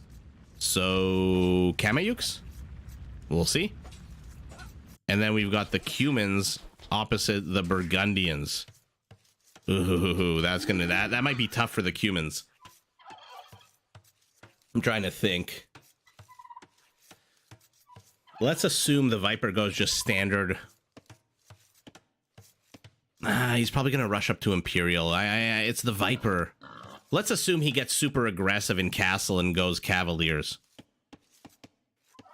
I mean, Kipchaks are not going to cut it. Steppe Lancers are not going to cut it. We'll see. He might need help from the Byzantines, to be honest.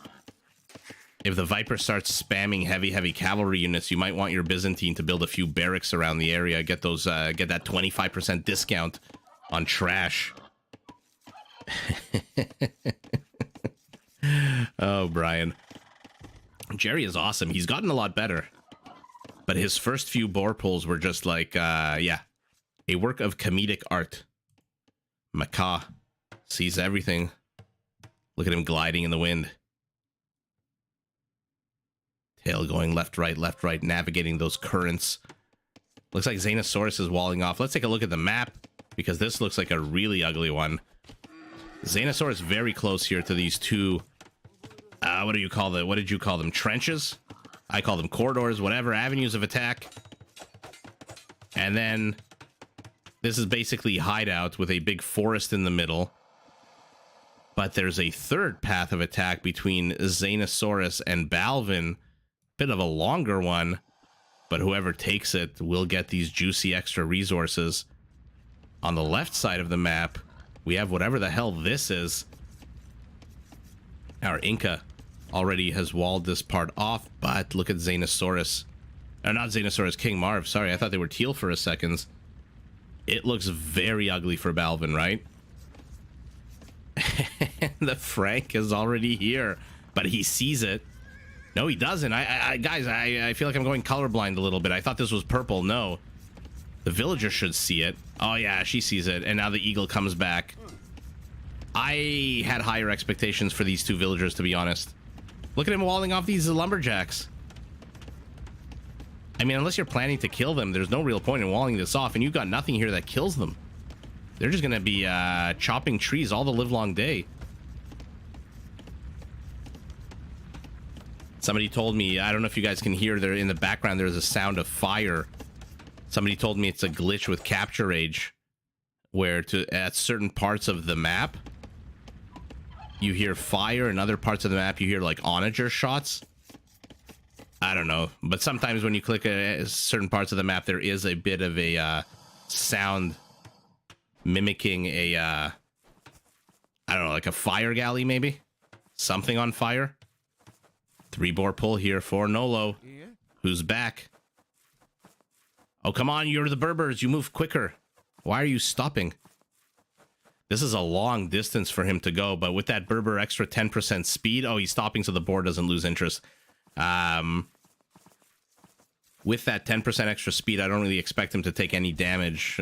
Okay, I immediately, the second I finish that sentence, he takes damage. This is a lot of villagers for him, though. A good amount. 1, 2, 3. The boars go down. Xenosaurus opening up. Oh, he was behind enemy lines there for a quick second. Now he's nice, safe, and sound, but the Viper's moving forward. Together with Nolo, gonna put some pressure on this palisade wall over here. Okay. So the Viper being unusually aggressive this early on in the game.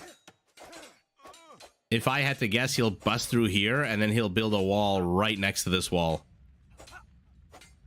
If I had to guess. I could be absolutely wrong. There's like a 99% chance that I'm wrong. Rebore pull here for our Bengali as well. Let's see if she manages to make it home.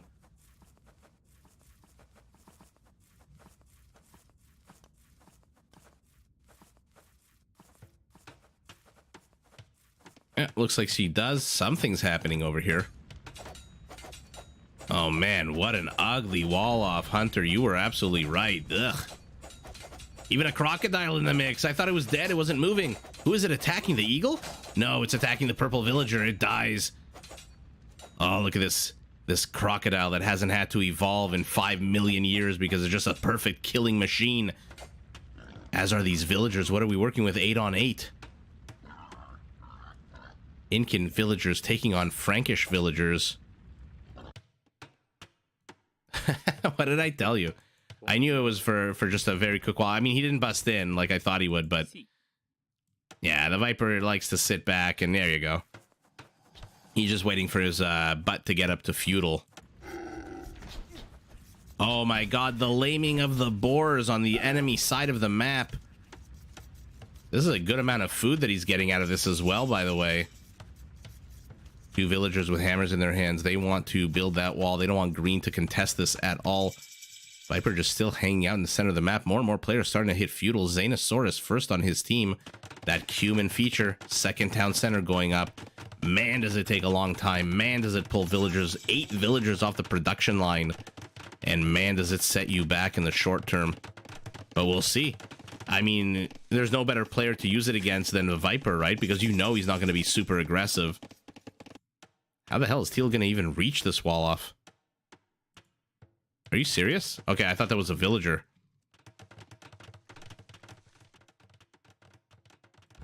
Okay.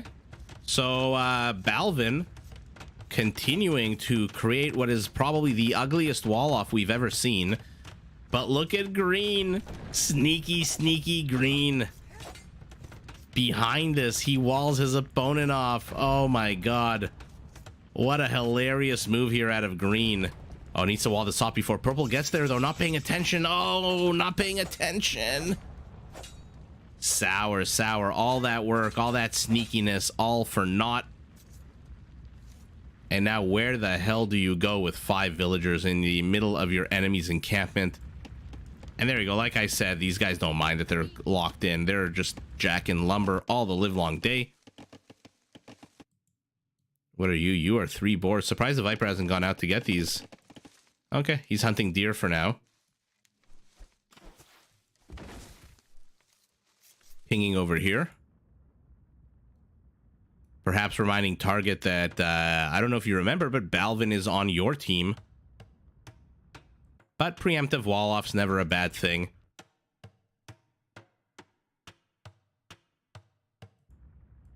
It's funny how all the players start doing the same thing at the same time. Oh yeah, what an absolute mess there. On the left side of the map. Viper pinging here. Still a bunch of green villagers. HP on the scout, not great. These green villagers can turn around and fight the scout. Oh, that's why the Viper wanted this wall to go up. Oh, you're missing a piece. You're missing a piece. Oh, sour. I think he wanted to trap these green villagers in Purple's base so they could be easily handled, but... Oh, and now you decide to complete it? Sorry, guys, I didn't mean to cough into the microphone. Somebody commented on one of my videos, or two of my videos, that it sounds like I'm farting on the microphone sometimes. I can assure you, if you hear anything that sounds like a fart, it's probably my chair or my keyboard. Yeah. 2 town centers for our Bohemian. This is the Viper. This is what I was talking about. This is why I was confused in game number 1 when he didn't have any fishing industry at all. Nolo's villagers moving up. What does he plan on doing here? Is he going to ask the Viper to delete a section of this wall? Is he going to reinforce it with some kind of castle? Does he have... He's got 660 stone. Okay, castle it is. Absolutely hate the location of this castle, although I guess the Viper can delete the walls whenever he wants. There's no way to defend this against a Treb, by the way. Unless you spawn your Treb over here, in which case you can't repair it. Or again, if the Viper just deletes his walls. But I absolutely not a fan. Personal preference, not a fan of castles right up against a wood line.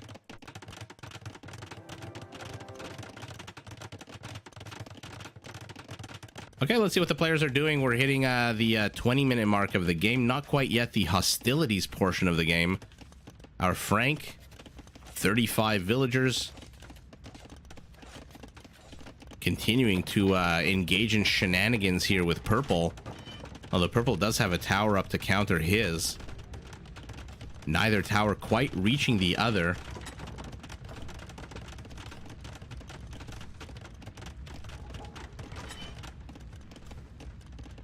Hi, Atlas. They do put those castles there every single time. I don't know. I guess it's for me, it's a personal preference. I'm not a fan of it.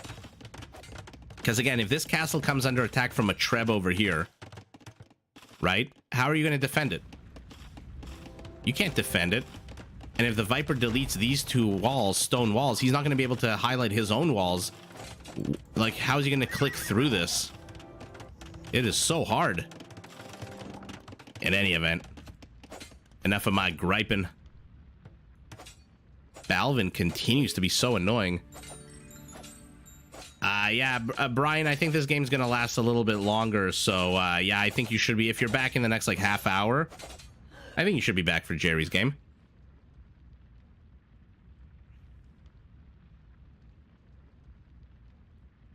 Oops, sorry. Let's move back to the only actionable part of the map right now. Our Byzantine castle is up. Our Berber castle is up already. Army supplies are spiraling out of control. 7 to 7. Civilian population 216 to 200. No big differences just yet, but sneaky, sneaky. Target, our Bengali, is moving in with a set of onagers and scouts that are going to be met with these Frankish light cav, or scout cav at the moment.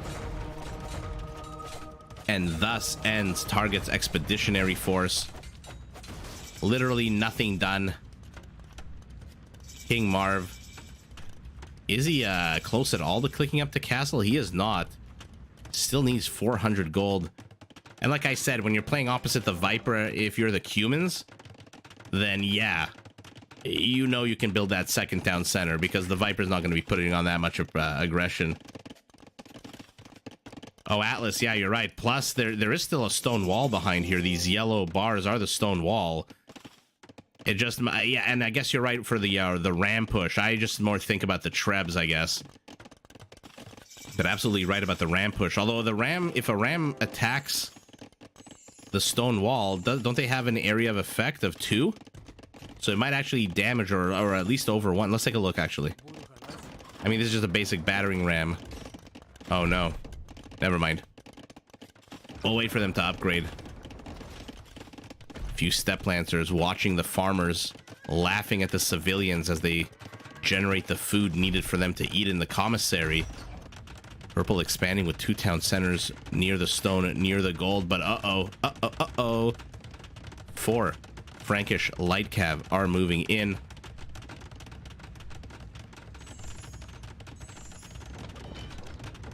Yeah, look at the Viper's castle, exactly. This gives you a wide berth. You can always build structures to the left and to the top to defend. You can put houses, you can put walls, you can put whatever the hell you want. But when you're not next to a forest, it doesn't really give you that much room. So these are capped now. There you go. Area of effect range 1.5 now. So even if you attack the wall, you'd still, I think, do damage to the structure behind it. Okay, Frankish Cav that I had high hopes for have done absolutely nothing. It looks like they got a few kills, but it might be those Bengali monks whose feet or slippers or something is still on the grass here. Fascinating. Okay. Our Berber is putting on a good amount of aggression. We're at the 25-minute mark of the game. Usually this is where people start building armies, but he's already out on the field. Oh, don't lose the bombard cannon.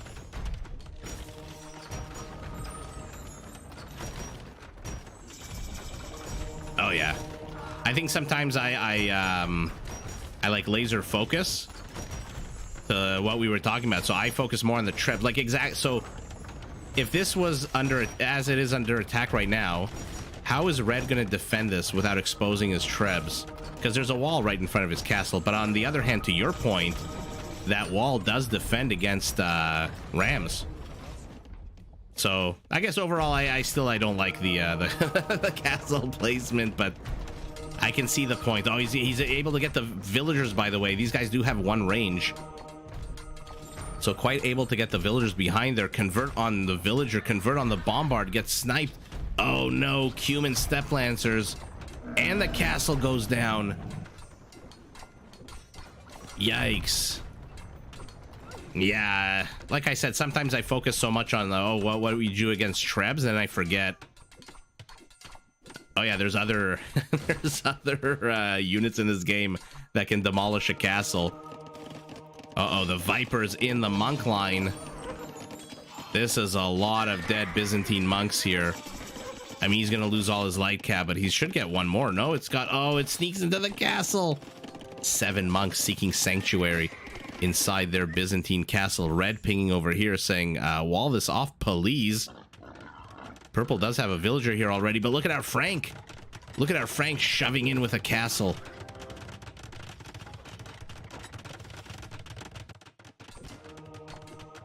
Same time, Viper with a few Custeliers. Oh yeah, so he waited until Imperial to get... Oh man, this is not good for the Viper. You don't want 2 rows of step lancers attacking you. I mean, he has the better unit, but 2 rows to 1. Look at this amazing attack here.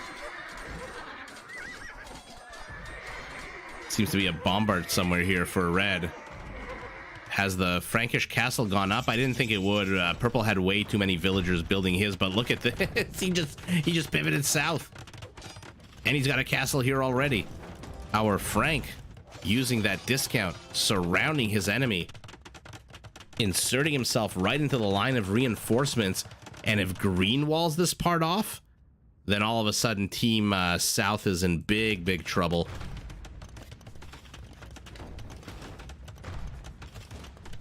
Oh, do they? I mean, that being said, the Viper placed his castle perfectly, and he still lost it. The bottom line is this game gets very chaotic very fast, and all of my predictions. Oh man, Nolo messing up. It certainly seemed like he lost a lot of expensive units up top. Finally getting a second town center. What is the Viper? Oh, this is his fishing ships. 36 of them, but now the Viper is getting pushed into. But Paladins beat out Light Cav any day of the week. What they don't beat out is a bunch of these Byzantine monks. Let's pivot back to Purple's base. I'm going to zoom out a bit. What I just, number one, love the location of these castles for King Marv. Again, you get all of the reinforcements here, unless, I mean, of course, they reinforce with a treb. Then you're kind of screwed. But and the castle to the north now, Haufnitzas out of fresh to death. 4 of them are here. This castle is not long for this world. 71 stone is not going to repair it. And remember, the Bohemians, their halberdiers get bonus attack. Bonus on top of bonus, so cavalry goes from 38 to 40. So if the Viper, like game number 1, decides to reinforce on the other side of the map, Okay, managing to get a few trebs here. We'll see if the Viper can hold this. That's a lot of villagers building stables for having 50 food and 150 gold. Not too sure he needs all of these stables right now. There we go. I wanted to see Kameyuks. My request was answers. A lot of these Frankish light cav are not doing anything, but the Kameyuks just get surrounded. And now purple, shenanigans to the north, shenanigans in the center, is being destroyed and demolished here by King Marv. Balvin is collapsing. This is the last town center he has. He has not even managed to sneak any villagers out. So this is basically the last civilian population that he has. 48 villagers, 29 of them are here. Throwing axemen are added into the mix. Where are his other civilians, by the way? They're not here. Yeah, they are here. Okay. Balvin has a good amount of wood. I think he knew he was going to get swamped, so he focused his villagers on wood, knowing that he's going to have to replace a whole bunch of infrastructure. But somehow, how the hell did the Viper hold here? Oh, he held with Red's Bombard. That's how he probably destroyed all of those trebs. Look at this, 14 kills. That's not building kills, that's unit kills.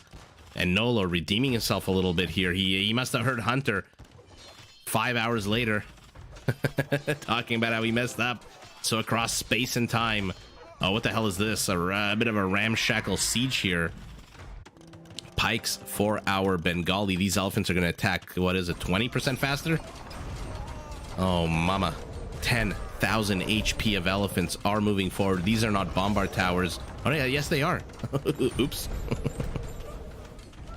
Okay, move in. Get the Hufnitzas. They're going to shred your freaking Trebs to death.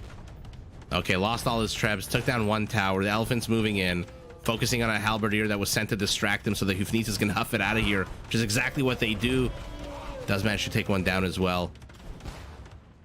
And now purple is down to 12 villagers. 7 of them here. And now is the time he decides to make the exodus out of his base. 1 villager attacking a crocodile. 2 will sneak out. Looks like he's already got a town center planned. But Team North might be now in a little bit of trouble. The Viper pushing in.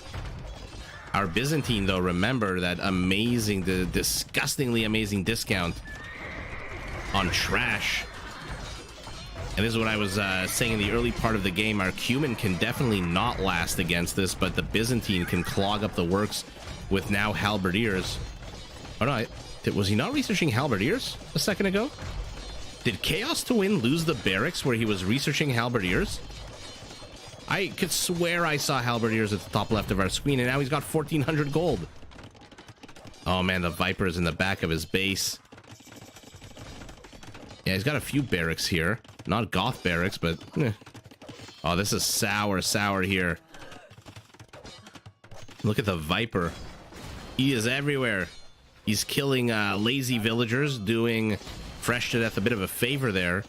Attacking fishing ships in a dock just immediately north, attacking anything and everything he can.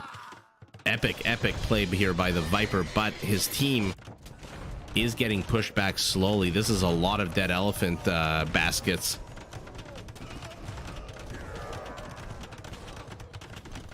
Yeah, how the hell is the Viper in Fresh to Death? Because of this east-west corridor, which the team to the north never walled off. And so the Viper probably just sent a bunch of these paladins, and now he's in here again.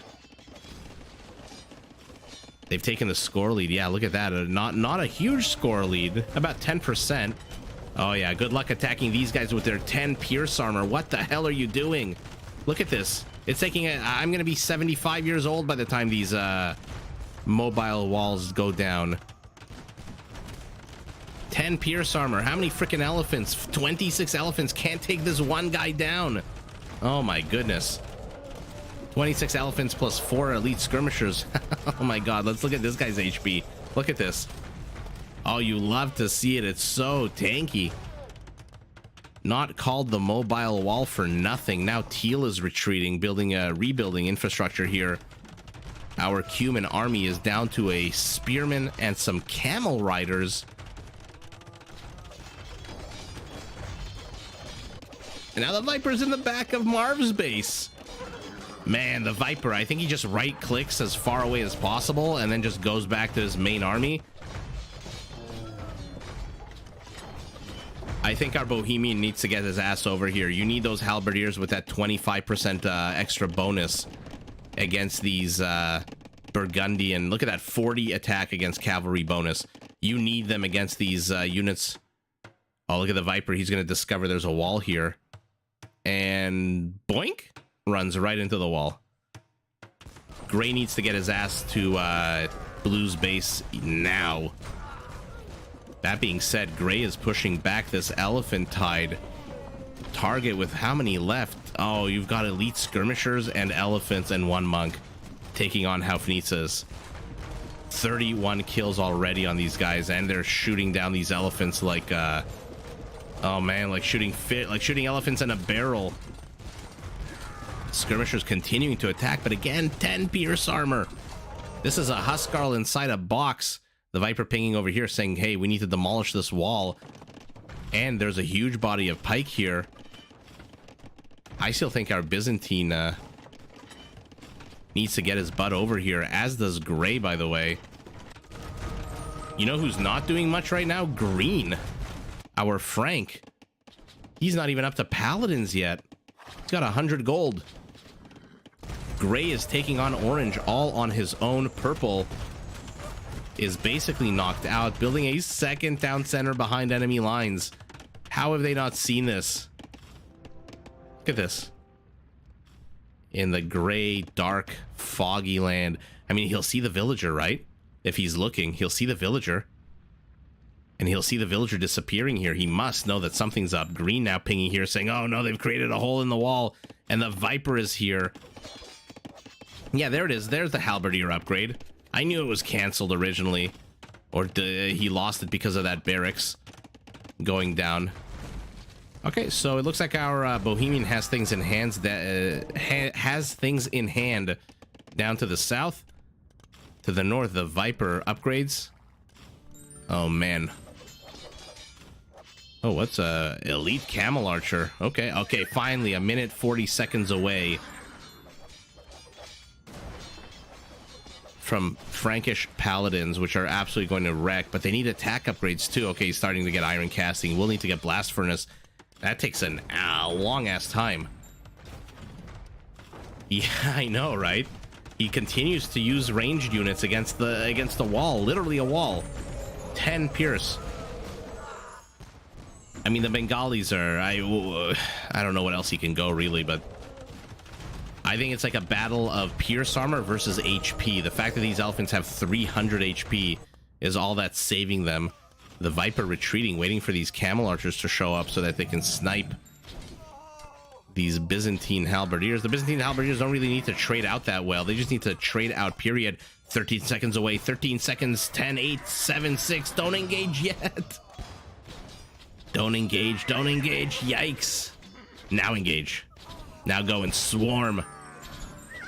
Let's see if this is enough Frankish paladins to dislodge our Burgundian Berber combination.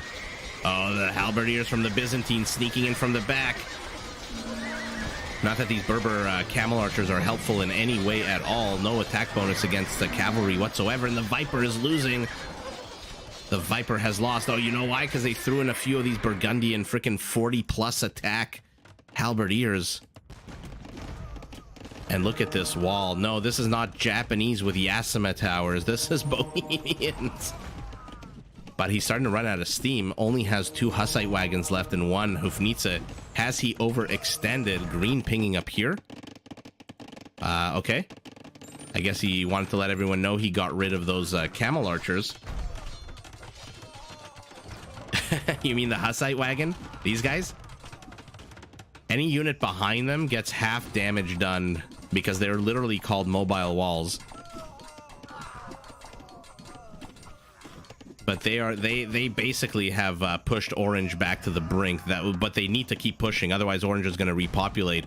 Maghrebi camels for our Berber. How many camel units does he have? 21. The Viper has repopulated his Paladin supply. He's got 30 trait cards, 48 Paladins attack upgrades, fully upgraded Burgundian Paladins. If only our Cumin could get out some Paladins as well. He is stuck. This is his army supply, by the way. In this town center resides one Spearman who is just hoping and praying that he doesn't get conscripted into the war effort here. Oh yeah, Viper is carrying this team right now. Absolutely. Well, the Viper and Fresh to Death, to be honest. Fresh to Death is doing an amazing job pushing into orange here. Purple left behind a lot of resources, so not surprised that he's built. Look at this. Again, 18 bombard towers, but how many trebs? This is what I was talking about. Don't give him an inch. 7 trebuchets are going to start shelling away. These are not Warwolf trebs with blast damage, but they are pretty damn good. What's the range on them right now? 16.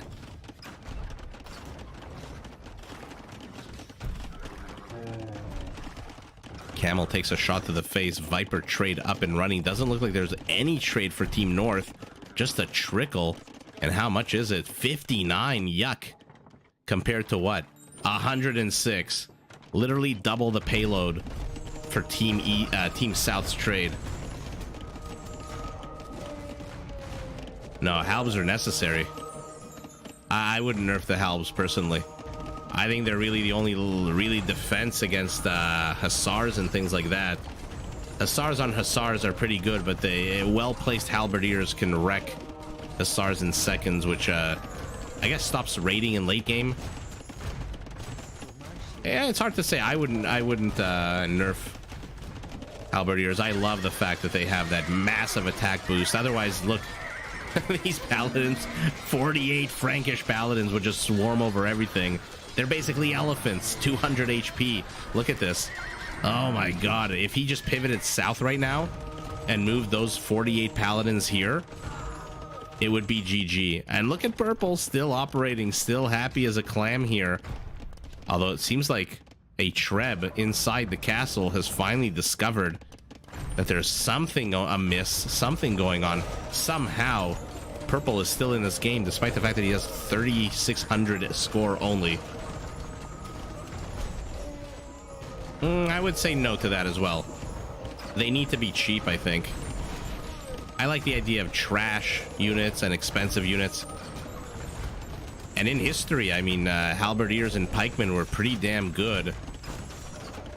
Look up the Battle of the Golden Spurs, where the French cavalry charged into a bunch of Flemish pikemen with those Gudendags that the Flemish militia hold, and they just got wrecked. Uh-oh, though. Viper has shifted.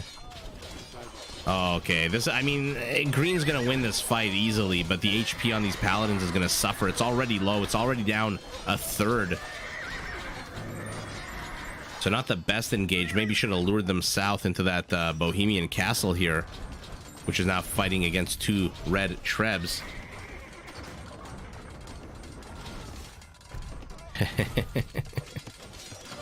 A chunky composition. The chunky composition is down here with these adorable little butts. Look at them. They're so cute. Look at that ass. That fat ass. P-H-A-T. Bohemian moving in again. All of these resources that he's getting from Purple's base are just funding his entire military effort. Green needs to retreat and heal up some of these freaking paladins. Again, they're down 2,500 HP. The one in the fronts are basically dead, but he's trying to surround the camel archers.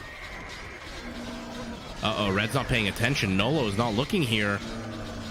I mean, their bonus is against cav archers. It's not against freaking paladins. Oh, no. Oh, what a sour loss. Nolo's entire army. Oh my god, he must be clicking that control group thinking, okay, I'm gonna move my units back, and then realizing that there's nothing happening because those units are all dead. Atlas, but I'm ching. I think this is why, though. Look at this. He was busy here. Oh, an onager shot landing on some of these Cumin. Oh man, they swarm. They move so fast. 1.74 movement speed. Let's move in back on here. What's the Viper building? He's done with the Paladins. He's building champions. He is building halberdiers. Our Burgundian has switched over to infantry. My goodness, look at this push. How do you deal against us with elephants and castles and ranged units? These Hofnitzas are going to wreck everything. Gray just clogging up the work with infrastructure. The Viper's infrastructure, speaking of infrastructure, has a bunch of halberdiers inside, but they are going to they're going to meet these Byzantine pike halberdiers themselves. Sorry, guys. Infrastructure here. I don't know that the Viper is alone can handle all of this. Again, Team East, look at their trade. It's so much better. Team West, do you see a single trade cart? Where the hell is all their trade? They don't have a single trade card. Let's I need to take a look here at the top. Green doesn't have, blue doesn't have, teal doesn't have. No one has trade. How is that possible? How are they still in this game an hour in it with no trade? Whereas the Viper has 50 trade cards, his teammate has 60. Even purple, who's been dislodged left, right, and center, has 25 trade cards, and red 20. Maybe that's why they're winning, actually, because all that supply is in military. Let's take a look at the military. 213 to 154. Okay, there you go. There's your trade card difference. The question is it sustainable long term? They've discovered Balvin's hidden secret base. And now all of these villagers are dead. Unfortunately for Green, if he had done this 20 minutes ago, maybe that would have been impactful. Right now, Balvin has a whole bunch of infantry he's set up, and he's producing halberdiers. Nothing particularly special about the Incan halberdiers, I don't think. Oh, Paladin's blocking the way. Let the frickin' Byzantine through. This is horrible. Horrible by King Marv. Look at these Byzantines trying to get in on the action. Finally do. We'll clean up what Marv left behind. But that was a bad bit of teamwork there. Yeah, I think Alice is again because without trade, look at their army supply now. They're up 100 army supply. I guess that's a valid strategy. It seems to be working. I mean, luckily for them, these Hussite wagons have been around for like 5 hours. Although finally have to retreat. The Bohemian castle does fall. Now it's starting to look like maybe there's trade. I'm seeing a few little dots trickle across. No, those are halberdiers and paladins. There's the trade. Okay, so they have a little bit. 90 gold. Sorry, I must have miscounted. Green has 43 trade cards. And that's it. Gray is finally building a few trade cards. Look, if you want anyone to have trade cards, it's the freaking Franks. That you can build these big chunky boys. These Burgundian halves don't stand a chance. They are fully upgraded. They will take down a lot of HP. Red needs to switch from camel archers, I think, to just camels. But his resources are non-existent. We are an hour and 3 minutes into the game. What is happening here? Purple's dock is being attacked. I think Purple got a little cocky here. Revealed his hand a little bit too much. With a town center, a mining camp, and a dock. High octane battle here. A halberdier with 1 HP. I mean, in theory, he'll take this castle down, right? Nothing here to stop him. We'll keep an eye on that halberdier. We'll see if he manages to get Xenosaurus's castle. Balvin has clawed his way up to 7,000 score from 3,600. Frankish Paladin still 5,500 HP. And here comes the Byzantine Treb, which... What is it shelling away at? A stable? Okay. I mean, the Viper's not going cavalry anymore. He's tech switched yet again to hand cannoneers. Our Frank, okay. Retreating.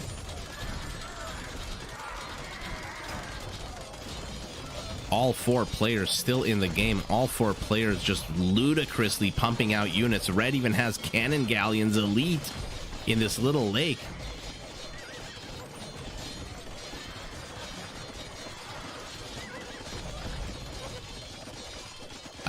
What's the max you can play population in Age of Empires? 500?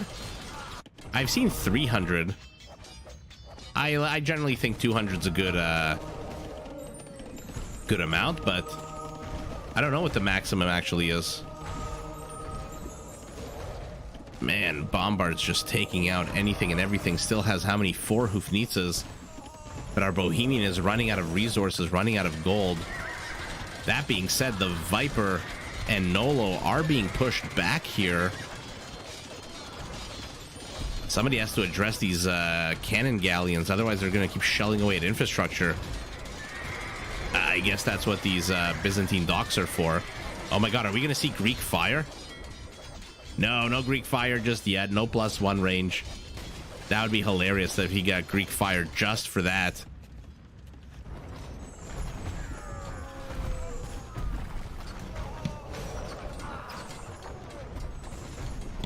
.75 population. How many villagers do you usually have when it's a game of 75 population? Green pinging over here.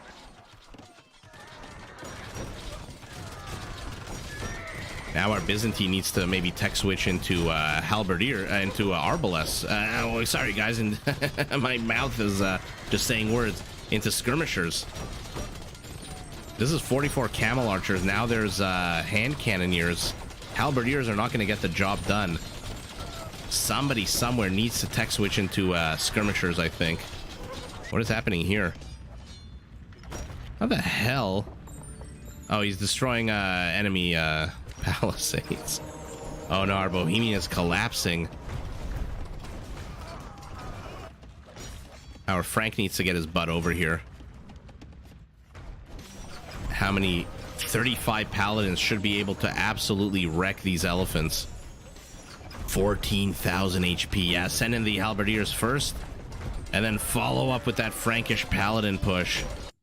Oh my god, did he took the castle down with that freaking halberdier? No, that's impossible. That's not possible. Anyway, looks like purple's adding in some eagle warriors.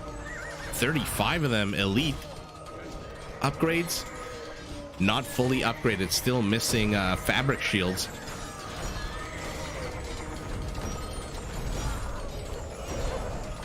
Oh yeah, that's my one fear, Daniel, that when I'm casting 800 units on one team, 800 units on the other, and it's just a lot of lag. Okay, 5,000 HP of paladins shouldn't be afraid to push into here. Stalemate to the north. Is anyone building skirmishers? No, Teal is going hussars. Oh, the Viper, though, losing the protection of the buildings is going to be problematic. Unless he just inserts himself like this into the alleyways. And look at the Viper adding in a few paladins. 17 Burgundian paladins. Switching yet again into champions. Chivalry. How many stables does he have?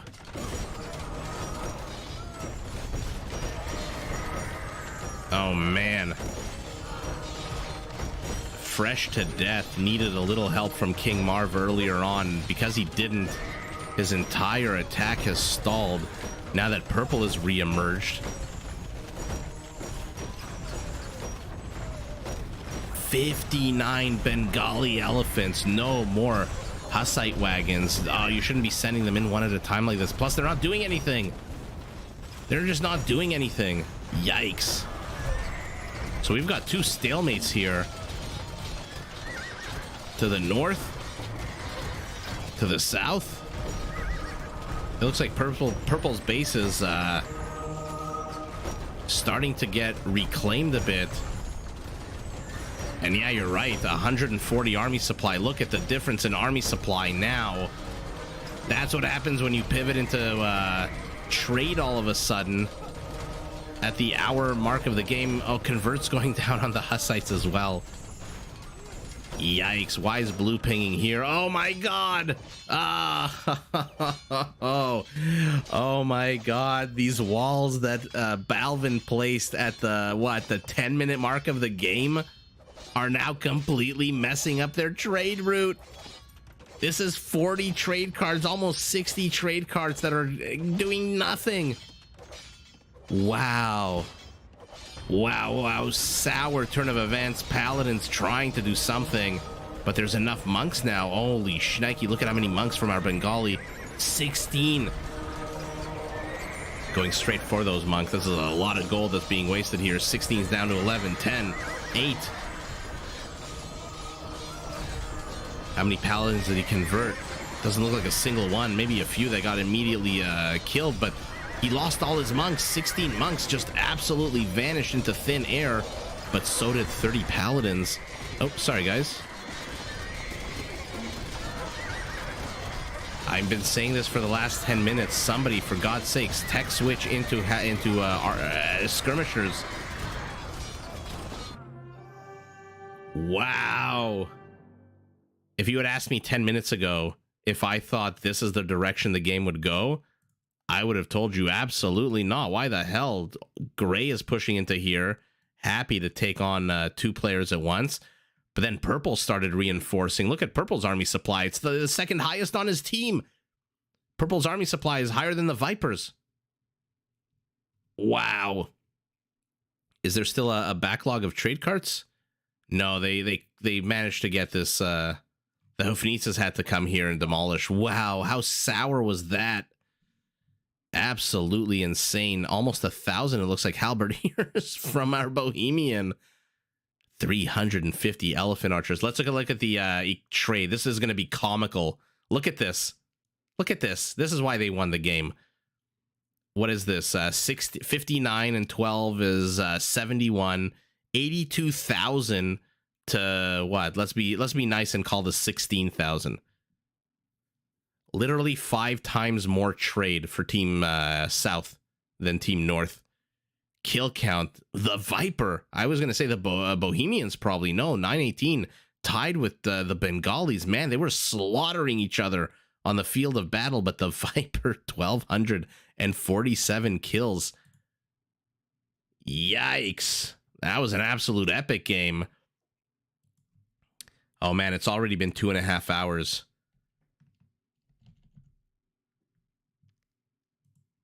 Okay. Let's see if we can sneak in one more. Okay, so let's have a little vote. The first civ to get to 2 votes: Jerry Burgundians or Jerry Saracens? Very simple question. First civ to get to 2 votes. We'll just pick that one.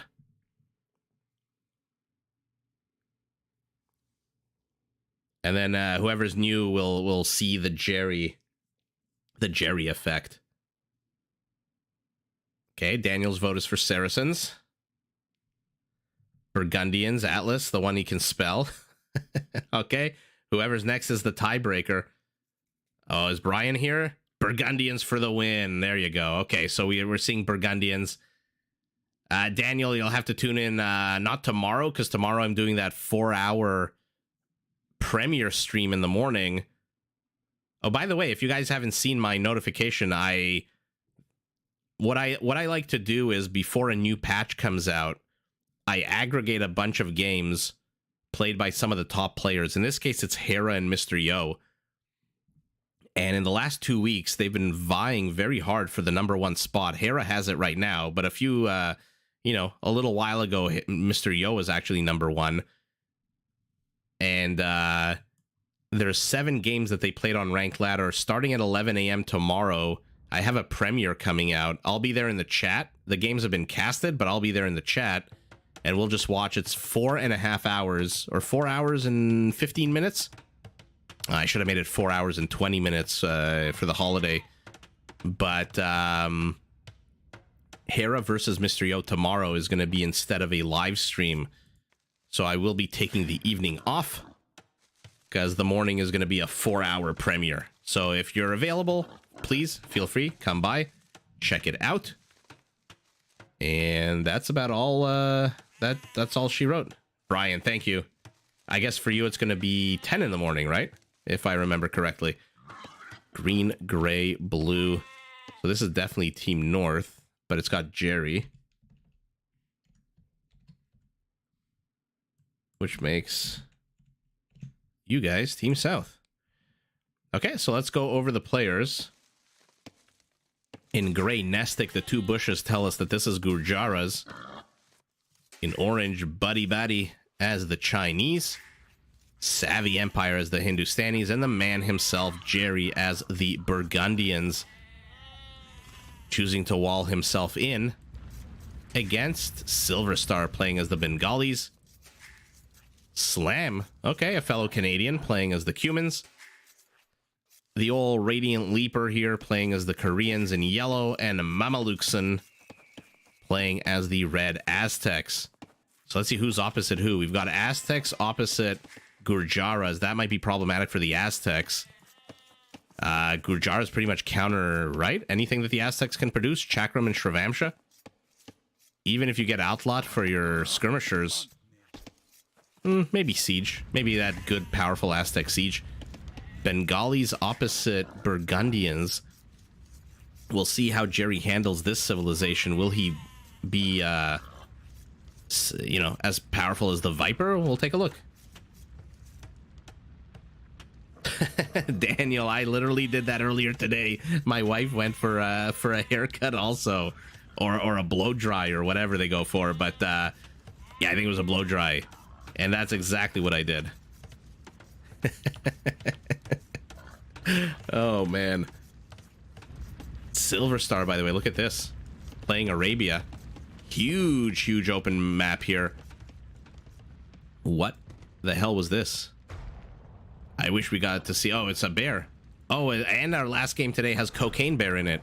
Absolutely fantastic. Why is Orange pinging here already? Maybe he brought that boar over? Okay. Our Gurjara already garrisoning his 8 adorable sheep. His camel hutting it back to base. Will he wall this off? And if he does, where? Because it looks like Red isn't really interested in walling it off. Looks like Red kind of wants to leave this map open a bit. Radiant Leaper, though, not taking any chances. Double wall off with a house in the middle to support. The problem for him is that this little corridor here to the east-west is completely open. So Red can be attacked by Orange. Green wisely choosing a double wall off here and here. Oh, these bears are shady AF, you know? You can't trust the bears. Again, I still don't understand why. I think Atlas, you told us, was it you, Atlas?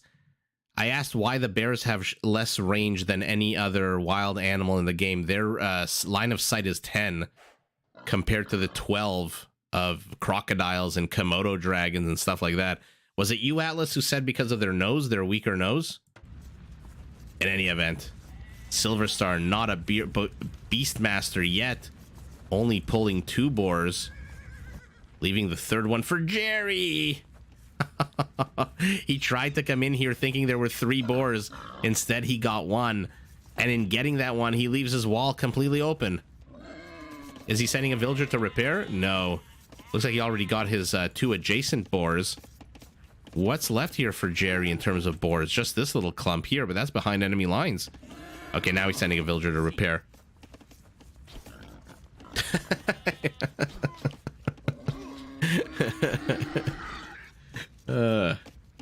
Oh man.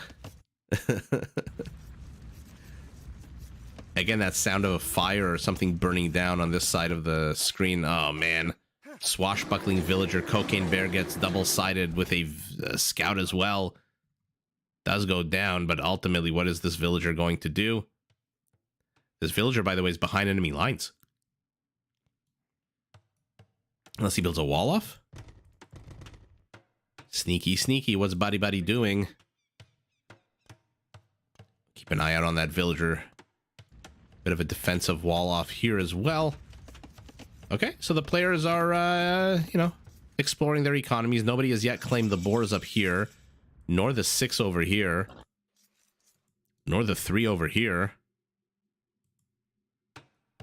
Oh, Orange has to be careful. You know, lead the Eagle Scout far away from your villager. But I absolutely love this. Stick close to the wood line. Stay hidden. Stay secret. Stay safe, as Gandalf would say. Stay hidden. Stay safe. I think is the keep it hidden. Keep it safe. Keep it secret. Keep it safe. What the hell did he tell Frodo about the ring? Before he went to investigate if it was the one ring of power. I forget. Too much garbage floating around the old noggin. Radiant Leaper pulling 3, going for that coveted Beastmaster title that means literally nothing.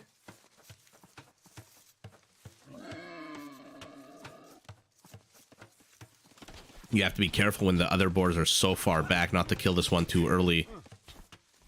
Otherwise, they just stand around and fuck right off. Oh, no, you still can get this one. Oh, you are not a Beastmaster, Radiant Leaper. Not in this game, at least. Teal, on the other hand, looks like he's pulling 3 boars, leaving 3 behind for somebody. It is secret, right? Okay, yeah.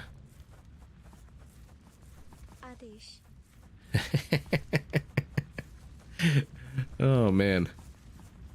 Sometimes I remember the gist of things and not the exact actual, you know, phrasing. Most of the time, though, I remember the phrasing just fine. Nestic first on his team to reach Feudal. Jerry not far behind, actually.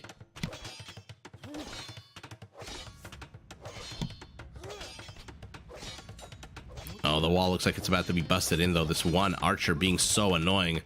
That minimum 4 range is just... Okay. Tower. Maybe it would have been better building the tower more central. But it does cover the flanks on the right side, I guess. Oh, what? Why did he pull those villagers? Okay, he knew they were... Okay, perfect hold here, actually, by Nestic. Despite all my humming and hawing, has pushed away all of that aggression. You were keeping track of Pokemon? That's one thing I glad I never got into. I shouldn't say I'm glad I never got into it. I just never got into it. Oh. Buddy Batty with this annoying side sword. Look at him. He blocked himself in. He blocked himself in. He can't build the archery range. Deletes his own barracks. Well, don't do it for nothing. Come on. Start building. Right click. There you go. Look at Red Mamelukes enforcing another tower out of Nestic.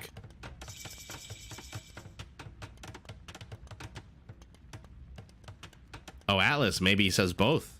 Interesting.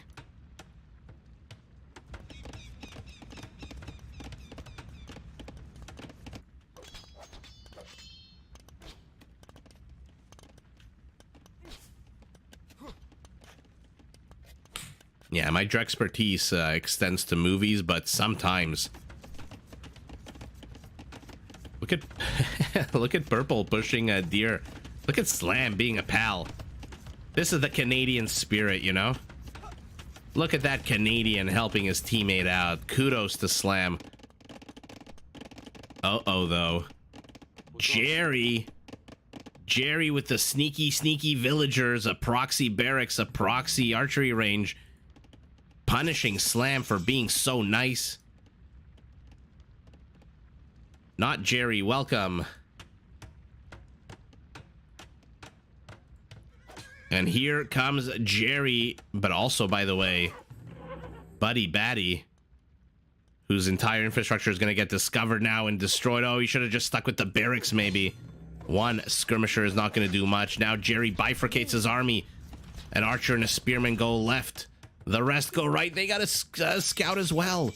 Jerry doing a good amount of damage. Sorry, what am I talking about? How many kills? 2 kills. I saw 10 and then I realized that's lumber. But Jerry sending in units one at a time. Why are you revealing your position with only 1 archer? This is not a Saracen archer that gets a +2 attack against buildings or +3, whatever it is. Cocaine Bear guarding Sir Radiant Leaper's flank. Jerry sees it immediately, kills. Does not want to lose any HP. 1 villager tagging along here for the ride. Why did they stop attacking when it finished building? Weird. Jerry is not relenting. 2 archers. Anything out of the barracks? Nothing quite yet. More and more players hitting Castle. Jerry with the high score on his team. Always nice to see Town Center being built. Will it go up before this 1000 HP of stonework falls to this incredibly weak feudal army? The answer is probably, in which case it'll get garrisoned by villagers and shoo this entire force away, unless Jerry pivots and attacks the north column.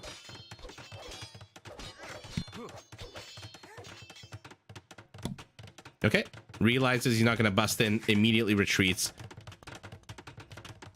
But more and more players in castle, more and more town centers are going to zone out whatever weak feudal age army he can muster. Oh man, he is not relenting. If Jerry was Jerry, he would should wall this entire area off. Isolate purple and teal. Although Jerry versus Slam, I don't know how that's going to end for Jerry, to be honest. Orange now, his attack dislodged here. Tries to do a little bit of damage, whatever he can. Puts the wall right next to the relic. I was going to say artifact for some reason. Oh man, our Burgundian. He's going up to castle. He's got 200 gold. 300 food. Will we see Cavaliers out of Jerry? That would be absolutely epic. Like I said last game, I don't know why, for some reason, more and more pro players aren't making use of that Cavalier and Castle Age spike. But Jerry looks like he's very much about to. We'll see if Slam gives him an opportunity. If Jerry's focused entirely here, then Jerry's weak over here. And he's got nothing. 0 villagers on stone. No extra town center. He has been busy building walls. Red moving forward, but again, these 2 towers. There you go. Lord of the Rings reference, another one. We'll call Nestic the king, what is it, the king of the 2 towers, we'll call him. Slam, giving Jerry a lot of breathing room here. There it is, Cavalier. Let's see Jerry go Cavalier. Houses as well. What's his population supply? Oh, it's hard to say in a team game. But 3 stables. Not a single unit out of them, but look at his food. Look at his gold. What is that, enough for 5? Mangonel should be able to demolish these 2 towers. Orange, very dispersed. Town center over here in the back. Town center, getting the stone over here. Double wall off here. That looks like it was deleted to let these units in, but oh no, Cocaine Bear. Oh, beautiful shot. Cocaine Bear tries to fuck with a skirmisher. Gets the short end of this stick from Man-at-Arms. No kills for you. Okay. Keep our eyes firmly on Jerry here, who's starting to build Cavaliers. Slam might regret giving him all this time. Slam playing it very, very carefully. Nothing here to defend against this one barracks. Is Jerry going to take out Slam? Minas Margul, Minas Tirith. Did you guys watch the Ring of Power TV show? I thought the last 2 episodes were fantastic. The rest, not so much. The rest was kind of, I slogged through it, but seeing the Westlands become Mordor was probably one of the coolest things ever. That one annoying old man, that annoying piece of shit farmer who got that dagger from the kid. Where is Jerry going? What is Jerry doing?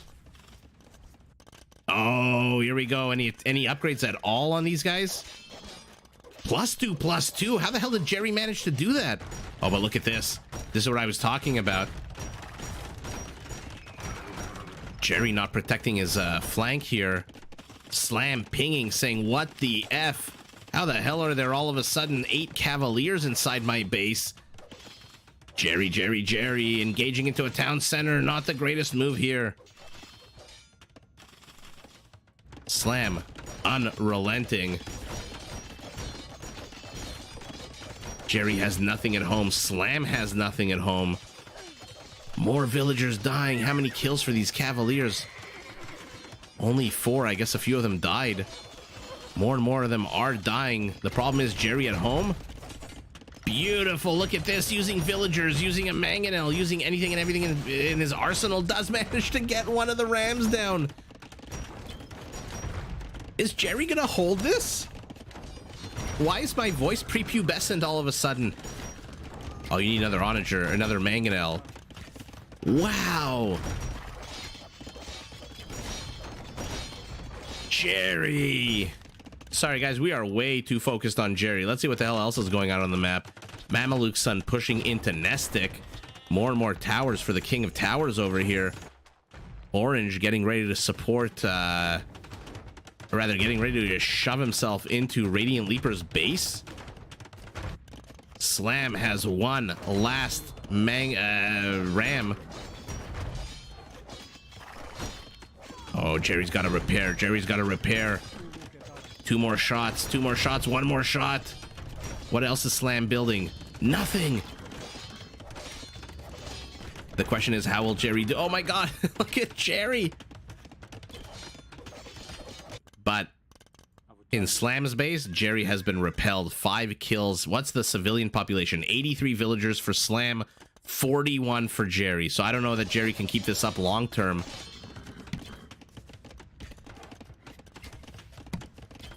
An annoying Rata doing a good amount of kills. Love to see the unit. Look at this, how cool this unit is. No NOS tank underneath like the guy from Gladiator. It looks like Orange's castle. What the hell? Why is there a random turtle ship in the middle of this lake with 1 kill? Oh mama. And now Red's inside Nestic's base. Nestic has what military? 2 chakrams. Would do well to maybe build a stable here. 1 Shravamsha should be enough to get rid of all of that, and Jerry's back. Look at him. He managed to pull Slam's entire offensive force back. Slam's units are damaged. They're down about 400 HP from all that mangonel fire that they took.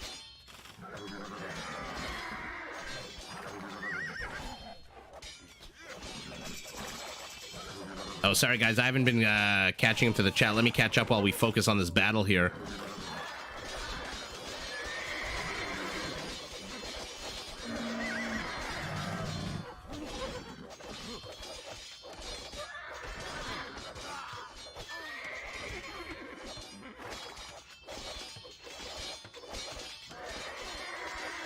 Not my Galadriel. I love Kate Blanchett. So her as Galadriel in the OG movies was fantastic. Oh, they didn't use the... How could they possibly not use the source materials? Yeah, like I said, the show itself, right up until the last 2 episodes, was, you know, something you slog through just because you love fantasy, you love Lord of the Rings and such. But that one scene where the Westlands becomes Mordor with that volcano and the fog and all that stuff is just absolutely epic. Anything else in that show, I agree. You could take it or leave it. Oh, gets a convert on the war wagon. Immediately dies to castle fire. Slam's attack, by the way, has completely stopped. Jerry has held that off. What he isn't holding off here is Slam's follow-up castle to the back. Slam not easy prey at the moment. Camels are out. Shit upgrades on them. And Jerry is doubling down with 4 stables. Not producing much in this one. You've got enough resources to produce more, but out comes the Treb for Silver Star. Now, Jerry, why are you out here with a villager? Is going to be in trouble. Oh, Atlas, the entire progression. I hope Jerry at some point discovers this channel. And not for any, you know, like, I would love an extra subscriber, of course, but just because we're so into Jerry. Look at it, we even named the team after him. We love Jerry here.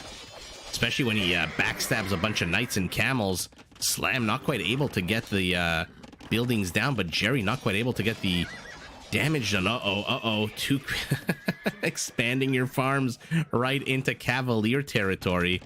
The problem is Jerry has nothing here, and green is nowhere near. Look at this. What the F are you waiting for with these camels? 2 minutes from Imperial Camel? Come on. Reinforce Jerry here.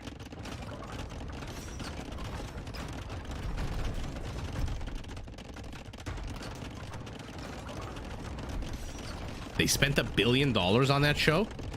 What? On a TV show? That seems like a lot. Probably all CGI, right? Because I don't think there were any real famous actors that they had to pay. I don't think they had to pay anybody. Oh man, Chautauqua as well. He doesn't have a single hand cannoneer. Why is he researching Chautauqua? And now Jerry has been breached. But does Jerry care? He's cool as a cucumber. 1, 2, 3 extra town centers going up at the back of his base. Or rather, 1, 2, 3. It looks like this bear is wearing a diaper made out of bricks. Sorry, guys. You might be a little too distracted here, but my God, look at that adorable butt. Diaper made out of bricks. And finally, he's feels comfortable enough with his Imperial camels, but he's going the wrong way. You gotta help Jerry, man. Oh, now he's building archery ranges. Look, by the way, take a look at Green's resources. 3,000 gold, 4,000 food, 1,300 wood, and almost enough for a castle. He has just been sitting on resources all the livelong day. Stalemate continuing here to the east of the map. Camels trying to bust their way in, but the Korean defense is proving themselves a little bit too strong. This turtle ship, still just the 1 kill. Look at it, confused, staring, wondering what the hell is going on. 7 Chukanus out on the map. They're going to, I guess, tickle away at the HP. 5 Pierce Armor is pretty damn good.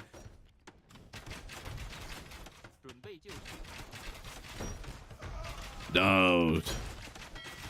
5 kills now. Jerry is ransacked right now. His entire infrastructure offensively is gone. Even the sad little house here is being destroyed.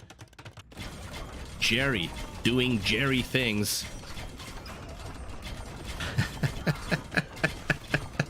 Literally shitting bricks. Oh man.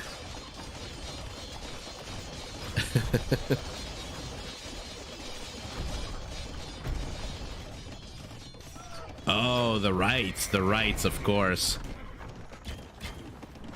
Yeah, Jerry messed up. Jerry effed up.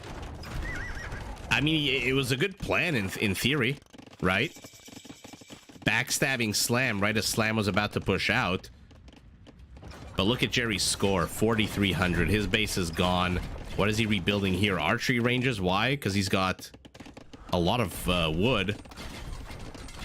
And now our Hindustani is being sieged, building freaking hand cannoneers on the front lines. Oh my God. Our Chinese researching Great Wall. Jerry finally heading up to Imperial at the 40-minute mark of the game. And let's see these Imperial camels fully upgraded take on this Bengali army. Look at them trying to deke around the halberdiers. Not a bad move, closing in with this. Remember, Ratas have cavalry armor as well, which means these camel riders do 18 damage extra. That being said, it seems like the halberdiers have managed to completely destroy these camels. And here come the Chautauqua hand cannoneers. How many? A whopping 13 of them. What a terrible throw, a waste of Imperial camels here out of our Hindustani. Engaging into halberdiers. You had the hand cannoneers 5 seconds away. You could have waited. You could have sent them in first to clear out the halbs. You didn't. And our Gurjara with Shravamsha riders, with Chakram throwers, is instead going Hussars. Okay, noticing, I guess, that Red has no army to speak of. Red has 1 spearman. Oh my God, is Team North gonna do this despite the fact that Jerry's base has basically been overrun? Wow, $465 million. Yikes. Can you imagine how much tax they had to pay on that price? The people who sold the rights? I don't know who owns the rights. Must be some kind of foundation or trust that he established, right? Run by his kids or something like that. Oh God. Oh God. What the F are you supposed to do against these Cumans? Slam going meme build here. 13 onagers. Oh my God. Basically one-shotting buildings. His grandson? Okay. That makes sense. That's still a heavy, heavy tax bill. Oh, Chautauqua all the live long day. I guess Chautauqua does outrange the Siege Onager, though, right? 9 to 8? Yeah. Our Gurjara just ripping apart bases left, right, and center. Our Korean is under attack. Our Aztec is under attack, although a good shot here by his Onagers. These don't even look elite yet, right? They don't have that fancy headdress. No, they are not elite. They are just adorably base models. 18 Onagers now. Needs to be careful not to enter the castle fire unless he plans on actually attacking the castle. Come on. There you go. You don't even need to wait for Trebs. Just go in. Uh-oh. Look at their pantaloons. Oh, what an absolute beautiful game. Yeah, Jerry is donezo. The appendices, the original trilogies. How much did Disney pay for Star Wars, I wonder? That must have been in the double-digit billions, right? For Star Wars and all of the universes and all of the different things. Where, by the way, are the Rathas going? Oh, Jerry is trying to create a backstab, but he came in a little bit too early. Only 8 hand cannoneers. He revealed his hand a little bit too early, trying to hide behind a house. Rathas are going to chase him down. 8 versus how many? 11? No. Are some of these in melee mode? No, why the hell are there 11 and 7? And they're all in ranged mode. Anyway, I'll never understand Rathas, the icons. Uh-oh. Our Gurjara has been pushed back. I mean, he's going infantry and skirmishers. Do you not want to go Chakram and Shrivamsha? And now Jerry's dead. This is his last operational base. He needs to get the hell out of Dodge. He needs to try to sneak out, rather, some villagers, but he can't because Silverstar already has a castle here. Things are not looking good for Team North all of a sudden, but what the hell was that? Sorry, guys, I'm going to rewind real quick. What the hell just took out all those onagers for Slam? What am I looking at? An elite cannon galleon? Did he just kill his own units?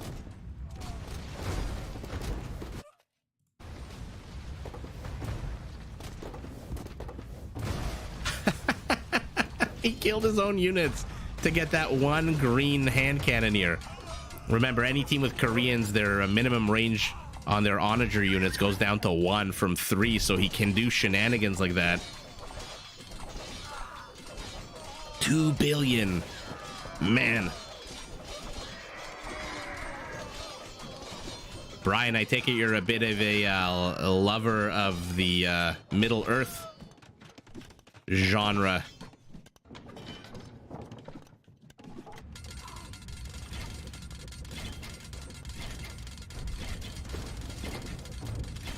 Slam has to be careful here. How many onagers? 32 siege onagers. Where the hell are they all? Where are they all, by the way? Oh, just a few of them here, a few of them there. Now he's gonna go finish Jerry off with these ones.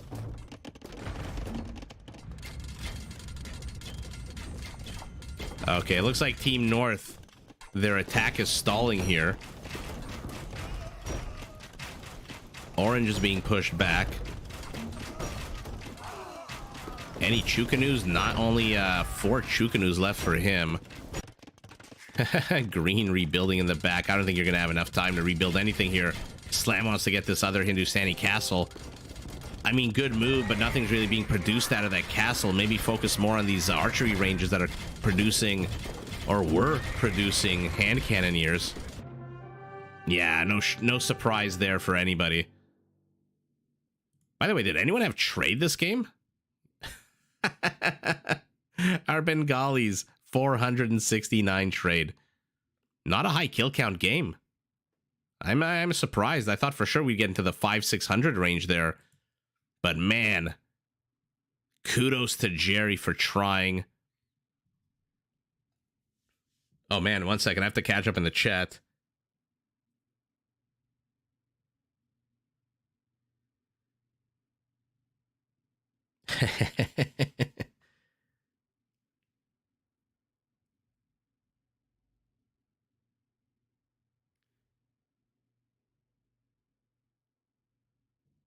Henry Cavill's going to be in a Warhammer series? That's bonkers. I'm assuming for the Imperium of Man, right? It's The Hobbit, I think, or the first Lord of the Rings book. I forget which one, but during World War II, it was the most translated book in the history of the world, and might still remain so, because a lot of like British pilots in the European and Pacific theaters of war, they would have it with them.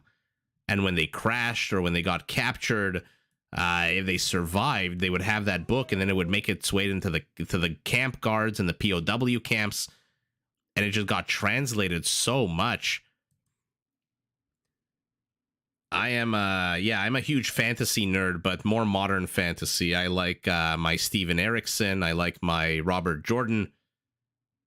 Not a big fan of George R.R. Martin, although somebody in the comments of one of the videos said I have a laugh exactly like him. I don't know whether to be insulted or honored, but Terry Brooks, David Eddings, lots, and of course the king of them all, Terry Pratchett.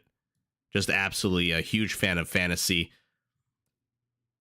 But yeah, 3 hours in. Thank you guys so much for joining in. If you're new, if you liked what you saw, feel free to say hi, hit that like button, subscribe, all that good stuff. And like I said, tomorrow at 11 a.m. Eastern Time, there will be a 4-hour, 15-minute long premiere of 7 games played by Mr. Yo and Hera. Not a tournament, not a best of anything. I don't even keep score of the games because it's not that relevant. It's just 7 games that they played, and it is pretty damn good. You can imagine 4 hours, 15 minutes. That's a lot of gameplay. Games that they played while battling each other for the spot of #1 highest elo. And yeah. Thank you, Hunter. Thank you, Brian. Thank you, Atlas. Thanks everyone who joined in. And no live stream tomorrow night, but definitely Sunday night there will be one. And until then, I bid you all adieu. And I'll see whoever I see tomorrow morning. You don't have to come by for a long time, but yeah, drop by, say hi. Open it up on your phone for like 10 seconds. Help me out with that algorithm. And yeah, thanks everyone. 3 hours. I'm glad we ended it on a Jerry game. This was exciting. Jerry always trying to pull some kind of move. This is the last infrastructure he has behind enemy lines, a lonely palisade wall left behind for posterity. But yeah, Jerry getting much better. So everyone, have a good night. Thank you for joining. Thank you for commenting, chanting, anything and everything under the sun. Appreciate it. And I'll see everyone tomorrow morning if you manage to catch it. If not, I'll see you Sunday evening. And if not, I'll see you at some point. So good night. I have to work on my outros. You can tell I'm making this shit up as I go along. So yeah, have a good night, everyone.